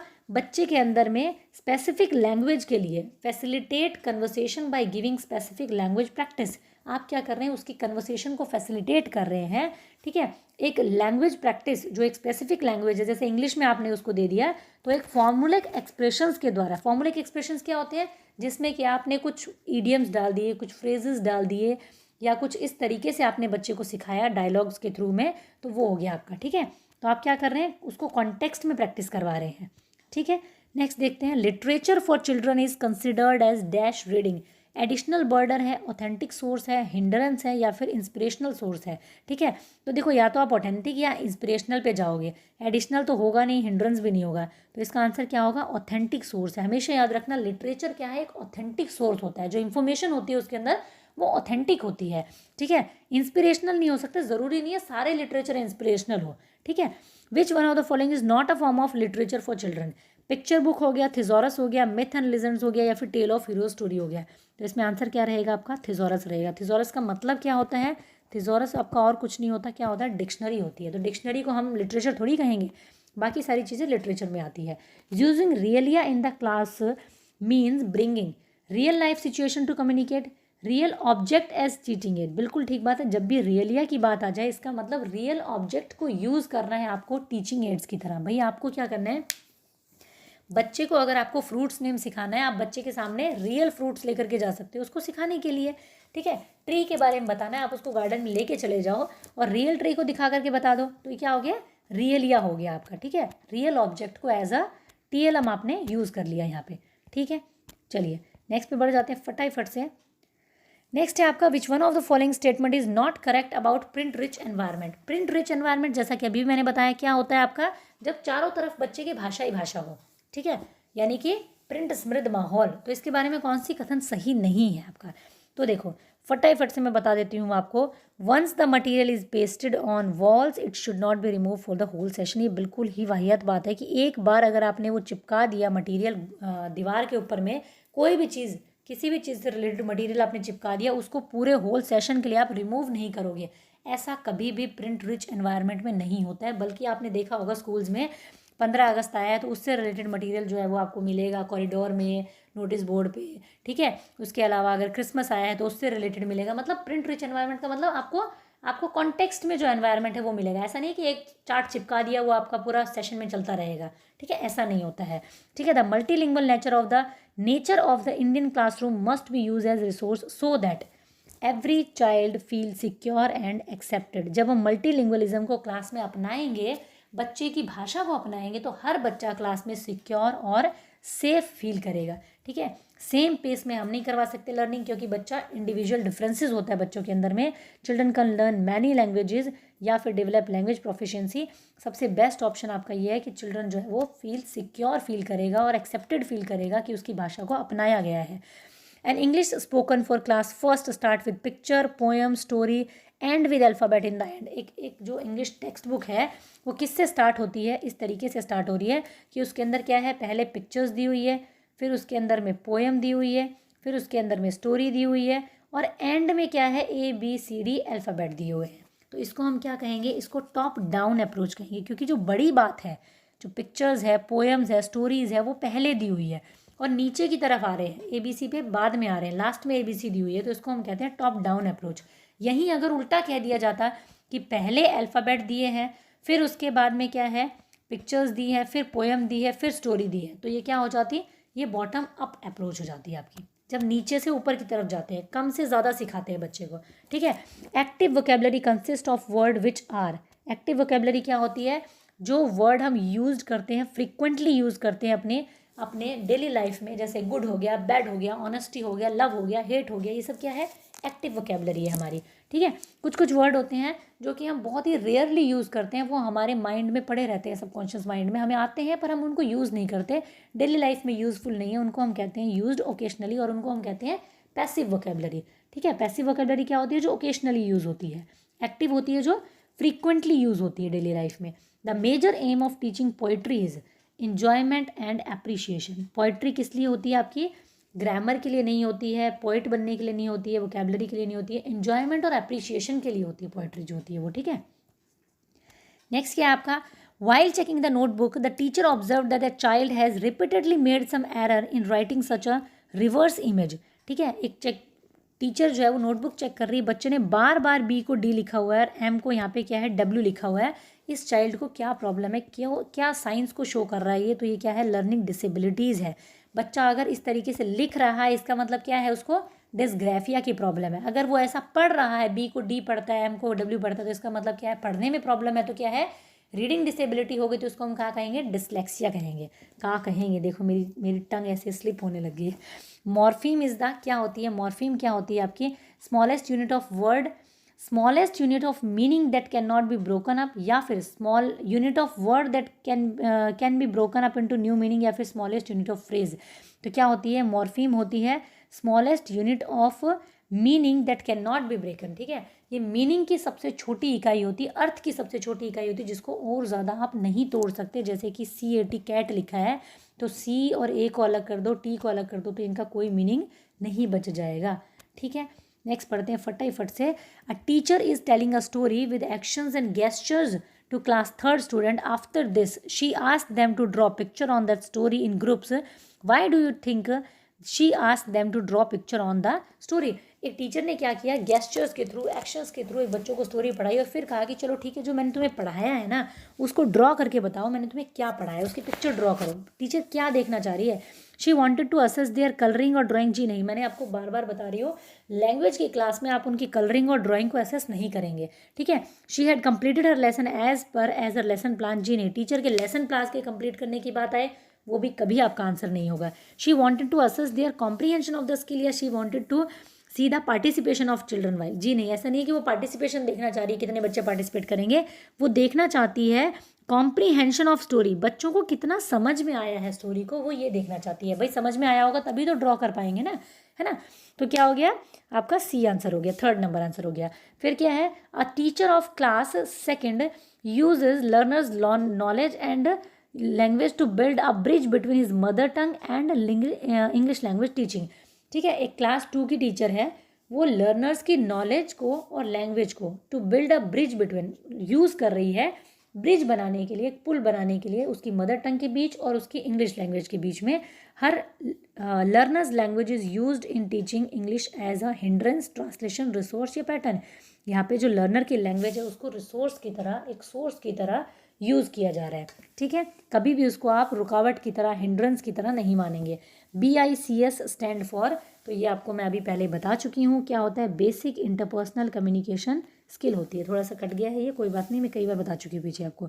ठीक है, चलिए नेक्स्ट देखते हैं। A teacher along with her learners rights the name of object in the classroom. ये मैंने पहले ही बता दिया, मतलब ये दोबारा रिपीट हुआ है क्वेश्चन, दूसरे साल में आया है कि एक टीचर ने क्या किया, जो भी ऑब्जेक्ट्स हैं क्लासरूम में उनके सबके नाम लिख दिए और उन्होंने क्या कर दिया है, and English on piece of paper and paste them on the object for learner to notice the words. What is teacher trying to do. ओहो, ये थोड़ा सा अलग है, सॉरी, ये सेम क्वेश्चन है पर अलग तरीके से दिया हुआ है। वहाँ पे क्या था, टीचर ने ऑब्जेक्ट्स के नाम लिख दिए बच्चों की भाषा में, अलग अलग भाषा में लिख दिया। ठीक है, तो वो क्या था, मैम क्या कर रही है, मल्टीलिंगुअलिज्म को प्रमोट कर रही है। यहाँ पे क्या है, ऑब्जेक्ट्स के नाम लिख दिए इन देयर मदर टंग और इंग्लिश में भी लिख दिए और मदर टंग में लिख दिए on the pieces of paper, और फिर ऑब्जेक्ट के ऊपर उसको चिपका दिया। तो मैम जो है वो क्या कर रही है, क्या ट्राई कर रही है, मैम ट्राई कर रही है प्रिंट रिच एनवायरनमेंट देने के लिए। The teacher is creating language rich environment in the classroom, ताकि बच्चा जो है वो देखे और सीख जाए कि अच्छा ये मेरी मदर टंग में इसको ये जो ब्लैक बोर्ड है इसको श्यामपट्ट कहते हैं, लेकिन इंग्लिश में इसको ब्लैक बोर्ड कहते हैं। वो आपने सामने देखेगा, 10 बार देखेगा क्लास में उसको और सीख जाएगा उसको। ठीक है, many minor and tribal languages are not available in school curriculum. आपको पता है माइनर और आपकी जो ये होती हैं, आपकी ट्राइबल लैंग्वेजेस होती हैं, वो अवेलेबल नहीं होती है स्कूल करिकुलम में। And the number of speaker in receding in those language. ठीक है, what is this known in as socio educational linguistics. ठीक है, आपने देखा होगा बहुत सारी ऐसी ट्राइबल लैंग्वेज है जो कि आपकी एजुकेशन में, करिकुलम में इंक्लूड नहीं की जाती है। तो इसका क्या मतलब है, लैंग्वेज डेथ, लैंग्वेज माइनॉरिटी, या फिर लैंग्वेज इंडेंजरमेंट, या फिर लैंग्वेज रिवाइवल। तो ये क्या होता है, लैंग्वेज इंडेंजरमेंट, यानी कि उस लैंग्वेज पर खतरा होना, भाई उसको क्या है, बहुत ज़्यादा इंपॉर्टेंस जो है करिकुलम में नहीं दिया जाता है। ठीक है, जो आपकी जैसे जो आपकी क्षेत्रीय भाषा होगी, माइनॉरिटीज़ की होगी, ट्राइबल लैंग्वेजेस होगी, उनको बहुत ज़्यादा इंपॉर्टेंस उसमें नहीं दी जाती है। LAC स्टैंड फॉर, तो LAC क्या होता है आपका, लैंग्वेज अक्रॉस द करिकुलम होता है। लैंग्वेज अक्रॉस द करिकुलम का मतलब क्या होता है कि आप जो है सभी जो आपका करिकुलम है, सभी जो सब्जेक्ट्स हैं उसके माध्यम से भी आप लैंग्वेज को पढ़ाते हैं। जैसे कि एसएसटी है तो एसएसटी को या तो आप हिंदी में पढ़ाओगे या तो इंग्लिश को पढ़ाओगे। इसका मतलब एसएसटी पढ़ते पढ़ते बच्चा लैंग्वेज सीख रहा है। ऐसे ही मैथ्स को पढ़ रहा है, साइंस को पढ़ रहा है, किसी भी चीज़ को पढ़ रहा है तो वो लैंग्वेज को सीख ही रहा है, तो उसको बोलते हैं लैंग्वेज अक्रॉस द करिकुलम। ठीक है, LAC कहा जाता है। Many minor and tribal languages are not enable, sorry ये दोबारा से आ गया, इट्स ओके, इसको हमने पढ़ लिया है। नेक्स्ट देख लेते हैं फटाफट से। नेक्स्ट क्या है आपका, a teacher ask her learner to find word and word chunks related to different themes based on the reading lesson. Teacher ने कहा है कि वर्ड्स फाइंड आउट करो और वर्ड चंक्स फाइंड आउट करो। वर्ड चंक्स अभी थोड़ी देर पहले मैंने आपको बताया था क्या होता है। ठीक है, तो वो आपको पता होगा। जस्ट अ मिनट, क्या टाइम हो गया भाई? टाइम हो चुका है 1:48।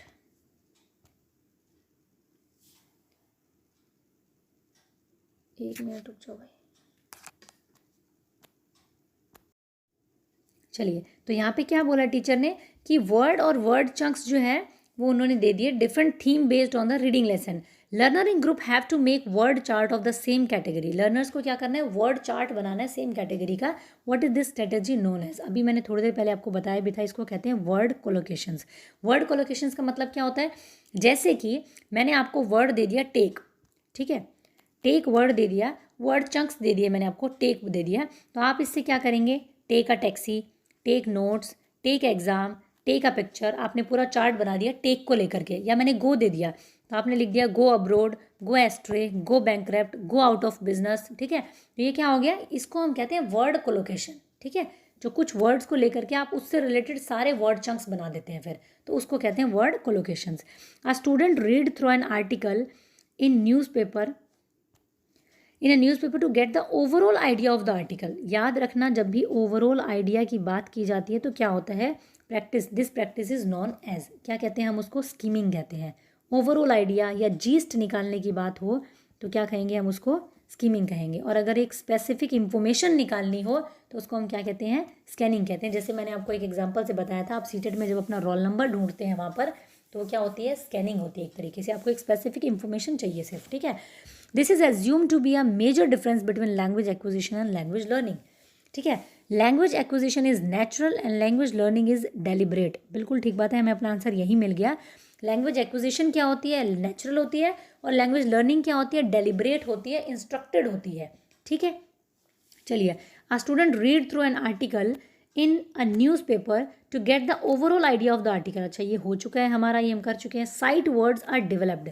साइट वर्ड्स कैसे होते हैं, by seeing them on sight, by teacher from text book, या by using word in meaningful context, by knowing meaning of difficult word. ये क्या है, by using word in meaningful context. Sight words क्या होते हैं, जिनको हम एक बार में देखते पहचान लेते हैं, तो वो कैसे डेवलप होंगे, bye using word in meaningful context. जितना हम उनको कॉन्टेक्स्ट में यूज़ करेंगे उतना ही हम उनको पहचान लेते हैं। जैसे कि लव हो गया, हेट हो गया, फ्रेंडशिप हो गया। ठीक है, ये सारी चीज़ें क्या है, उनको हम कॉन्टेक्स्ट में यूज़ करते हैं, तो इनको हम क्या करते हैं, ईजिली उनको पहचान लेते हैं, तो ये हमारे डेवलप हो जाते हैं साइट वर्ड्स जो होती है हमारी। ठीक है, language is what, language is rule governed system. ये क्या होती है आपकी, रूल गवर्नड सिस्टम होती है। सीटेट ने इसका आंसर आपका यही माना है। ठीक है, नेक्स्ट देखते हैं आपका comprehensible input as proposed by Krashen is.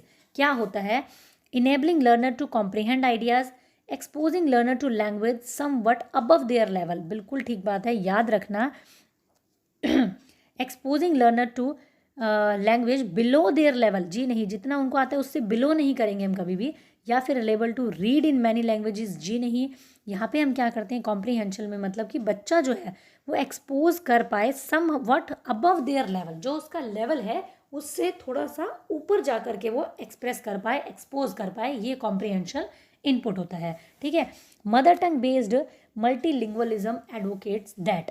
Mother tongue based multilingualism क्या कहता है, learning all learners learn mother tongue only in primary level, या फिर learners begin their schooling in mother tongue and move on to add many languages. बिल्कुल ठीक बात है कि बच्चे की जो बेसिक इनिशियल जो स्टेज होती है, लर्निंग होती है, वो मदर टंग से स्टार्ट करके move on to add many languages, उसके बाद में क्या करना है हमें, आगे उसमें आगे से आगे भाषाएं जोड़ते जाना है। ठीक है, तो ये मल्टीलिंग्विज्म की अप्रोच है आपकी। नेक्स्ट देखते हैं फटाफट से एक्सटेंसिव रीडिंग क्या होती है, जो कि आपकी प्लेजर के लिए और ओवरऑल अंडरस्टैंडिंग के लिए पढ़ी जाती है। हमेशा याद रखना इस बात को। एक्सटेंसिव मैंने आपको बताया भी है, ए से एक्सटेंसिव, ई से एक्स से बन जाएगा एक्स्ट्रा आपका, तो जो प्लेजर के लिए पढ़ी जाती है। फिर उसके बाद में देख लेते हैं फटाफट से, the teacher keeps the student work of language use and uses it for assessing the learners achievement. What is this strategy for assessment known, इसको हम कहते हैं पोर्टफोलियो असेसमेंट। जब टीचर जो होता है वो क्या करता है, क्या बोला है, work of language use and use it for assessing the learner, ठीक है, तो ये होगा आपका पोर्टफोलियो असेसमेंट। चलिए नेक्स्ट देखते हैं, which one of the following statement are true of teaching of grammar. Grammar को टीच करने के लिए कौन सा स्टेटमेंट ट्रू है। Teaching of rule at the initial stage did not lend much to language learning. बिल्कुल ठीक बात है ये आपका, कि जब इनिशियल स्टेज होती है तो उस पर आपको ज़रूरी नहीं है कि सारे के सारे आपको रूल टीच किए जाए इनिशियल स्टेज पर। बिल्कुल ठीक बात है। Rule of grammar are essential during the formative years of language learning. ये ज़रूरी नहीं है कि बिल्कुल एसेंशियल है आपके लिए ग्रामर के rules formative years of learning में, जब आप सीख रहे हैं तब, ठीक है। Grammar teaching should move from meaning to form. बिल्कुल ठीक बात है, मीनिंग से फॉर्म की तरफ आपको जाना चाहिए ग्रामर पढ़ाते टाइम, ना कि फॉर्म से मीनिंग की तरफ। तो ए और सी आपका क्या हो गया, सही हो गया स्टेटमेंट, बाकी आपके क्या हो गए, गलत हो गए, ठीक है। नेक्स्ट पे बढ़ते हैं फटाफट से। नेक्स्ट क्या है, a teacher bought some real object like a hammer, screwdriver and so on in classroom. She asked her learner to describe the object in 5 to 7 words. तो याद रखना, रियल ऑब्जेक्ट्स को लेकर के आई है, इसका मतलब टीचर क्या कर रही है, रियलिया के थ्रू पढ़ाना चाहती है, ठीक है। उस ऑब्जेक्ट को, मटेरियल को क्या कहेंगे, रियलिया कहेंगे हम। A teacher draws attention of learner to individual sound, word and then sentence while teaching the listening skill. What approach to listening does the teacher approach? याद रखो इस बात को। सबसे पहले साउंड पे ध्यान देने के लिए बोल रही है, फिर वर्ड पे और फिर सेंटेंस पे। इसका मतलब पहले साउंड, फिर वर्ड और फिर सेंटेंस। इसको हम क्या कहते हैं, बॉटम अप अप्रोच कहते हैं, नीचे से ऊपर की तरफ जाना। लिसनिंग स्किल में सबसे पहले बच्चा साउंड पहचाने, फिर वर्ड और फिर सेंटेंस कंप्लीट, ठीक है। तो ये क्या हो गया आपका, बॉटम अप अप्रोच हो गया आपका, ठीक है। नेक्स्ट देखते हैं फटाफट से। नेक्स्ट क्या है आपका, continuous assessment focus on informal and combination of both summative and formative. Continuous का मतलब क्या है कि आप लगातार बच्चे का आकलन कर रहे हैं, तो वो फॉर्मेटिव भी हो सकता है, समेटिव भी हो सकता है, इनफॉर्मल भी हो सकता है, ठीक है। चलिए, a teacher gives a puzzle to her class 8th student and ask them to solve it by speaking out how they solve it. What is this strategy known as. एक टीचर है class 3rd की, वो क्या कहती है बच्चों को कि इस पजल को सॉल्व करो, और क्या करना है आपको, बोल बोल करके सॉल्व करना है, ठीक है। Speaking out how they solve, बोल बोल करके, इसको हम कहते हैं think allowed protocol. Think allowed protocol का मतलब क्या होता है, टीचर ये चाहती है कि बच्चा किसी भी एक्टिविटी को अगर कर रहा है, उस एक्टिविटी को करते टाइम उसके माइंड में क्या क्या विचार आ रहे हैं, वो किस थॉट के साथ उस एक्टिविटी को कर रहा है, वो टीचर जानना चाहती है। तो उसका मतलब होता है थिंक अलाउड प्रोटोकॉल, यानी कि ज़ोर से सोचने के लिए कह रही है बच्चे को एक तरीके से, ठीक है।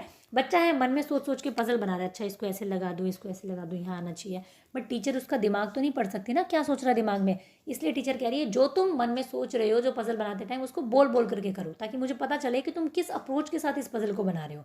उसको हम बोलते हैं थिंक अलाउड प्रोटोकॉल, ठीक है। Sanskrit in India today's modern Indian language है और एक क्लासिकल लैंग्वेज है संस्कृत आपकी, इसको आपको याद रखना है, सीधी सिंपल सी बात है, ठीक है। Pre reading activity in class is to. Pre reading activity क्या होती है, connect learner previous knowledge with what she learn. मैंने जैसे कि आपको बताया, जब भी बात आ जाए connect knowledge with previous knowledge, बच्चे की प्रीवियस नॉलेज के साथ में आप किसी चीज़ को जोड़ रहे हैं, सबसे बेस्ट है वो, ठीक है। Connect learner with one another या फिर enable learner to know about the story which they would read ahead, या फिर ऑल ऑफ दीज।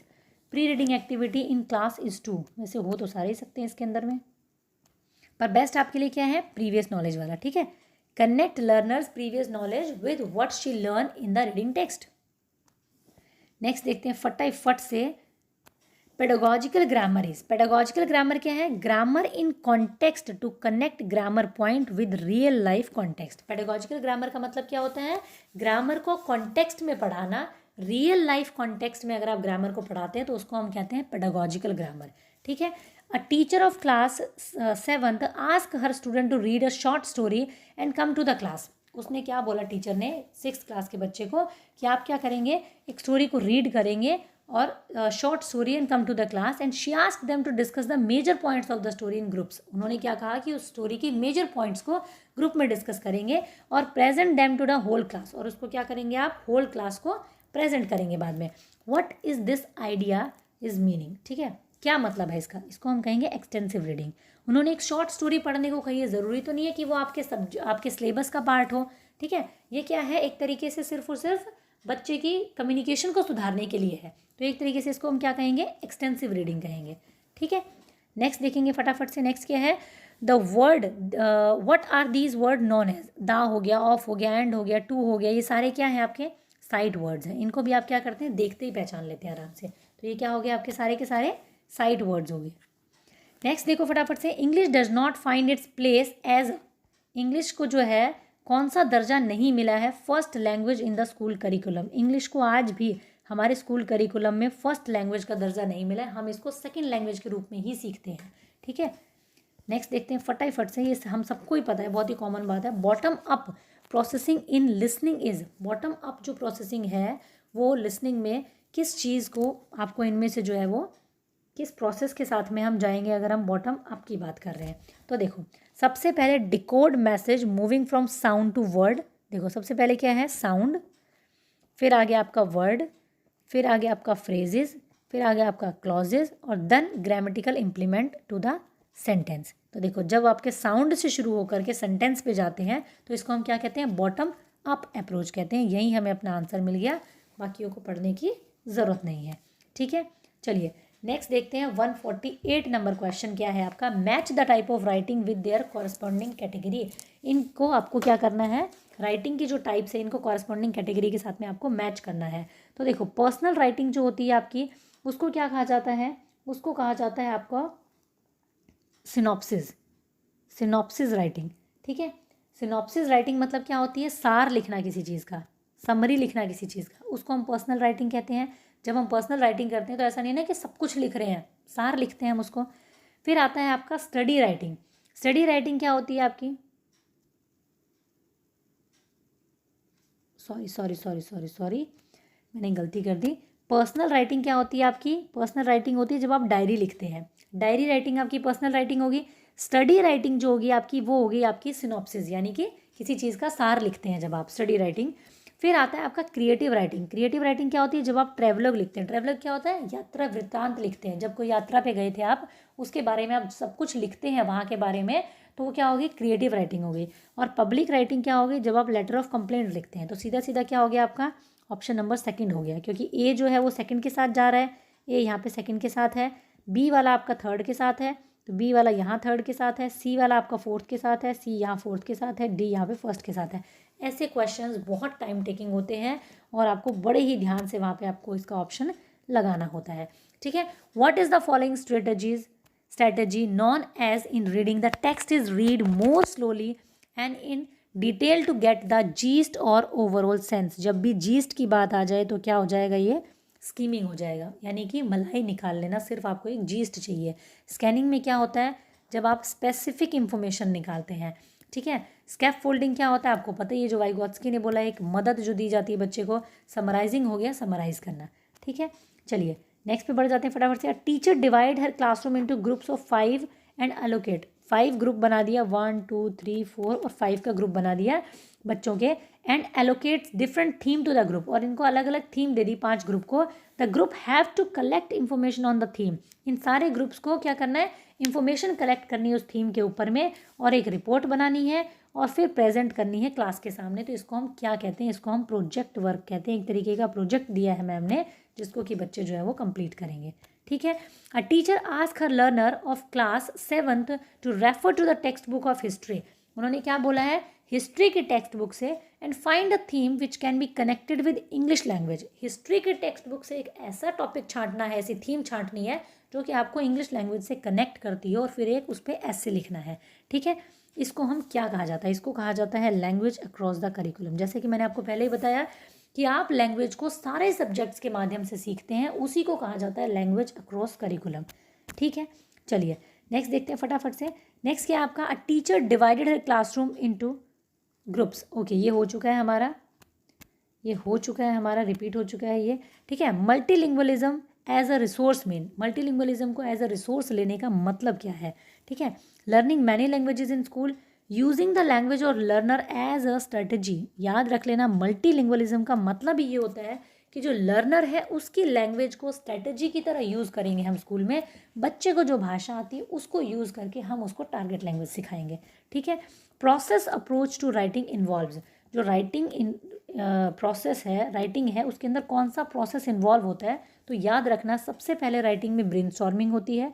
बच्चे हमारे दिमाग में क्या होता है, आइडिया आता है, फिर हम उसका एक आउटलाइन तैयार करते हैं कि अच्छा अच्छा ये चीज़ तुम्हारे माइंड में आई है, एक रफ। फिर उसके बाद में हम उसको ड्राफ्टिंग करते हैं, यानी उन आइडियाज़ को हम क्या करते हैं, सीक्वेंस में लगाते हैं, ड्राफ्ट कर लेते हैं।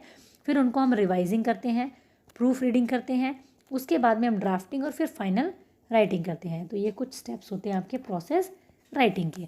चलिए जी, ये आ गया सबसे खूबसूरत पेज हमारा टेट मंथन का, ठीक है। तो ये हमारे कुछ क्वेश्चंस थे, 150 करीब क्वेश्चंस थे, और मेरी पूरी कोशिश रही है कि आपका कम से कम टाइम लेते हुए इसको मैं कंप्लीट करा सकूं। अपने सभी फ्रेंड्स के साथ में इसको ज़रूर शेयर करना फ्रेंड्स, ये आपको बहुत हेल्प करेगा। प्रीवियस ईयर क्वेश्चंस बार बार रिपीट होते हैं सीटेट में, इसलिए आपको डेफिनेटली ये हेल्प करेगा। Thank you, keep learning, keep supporting and keep sharing.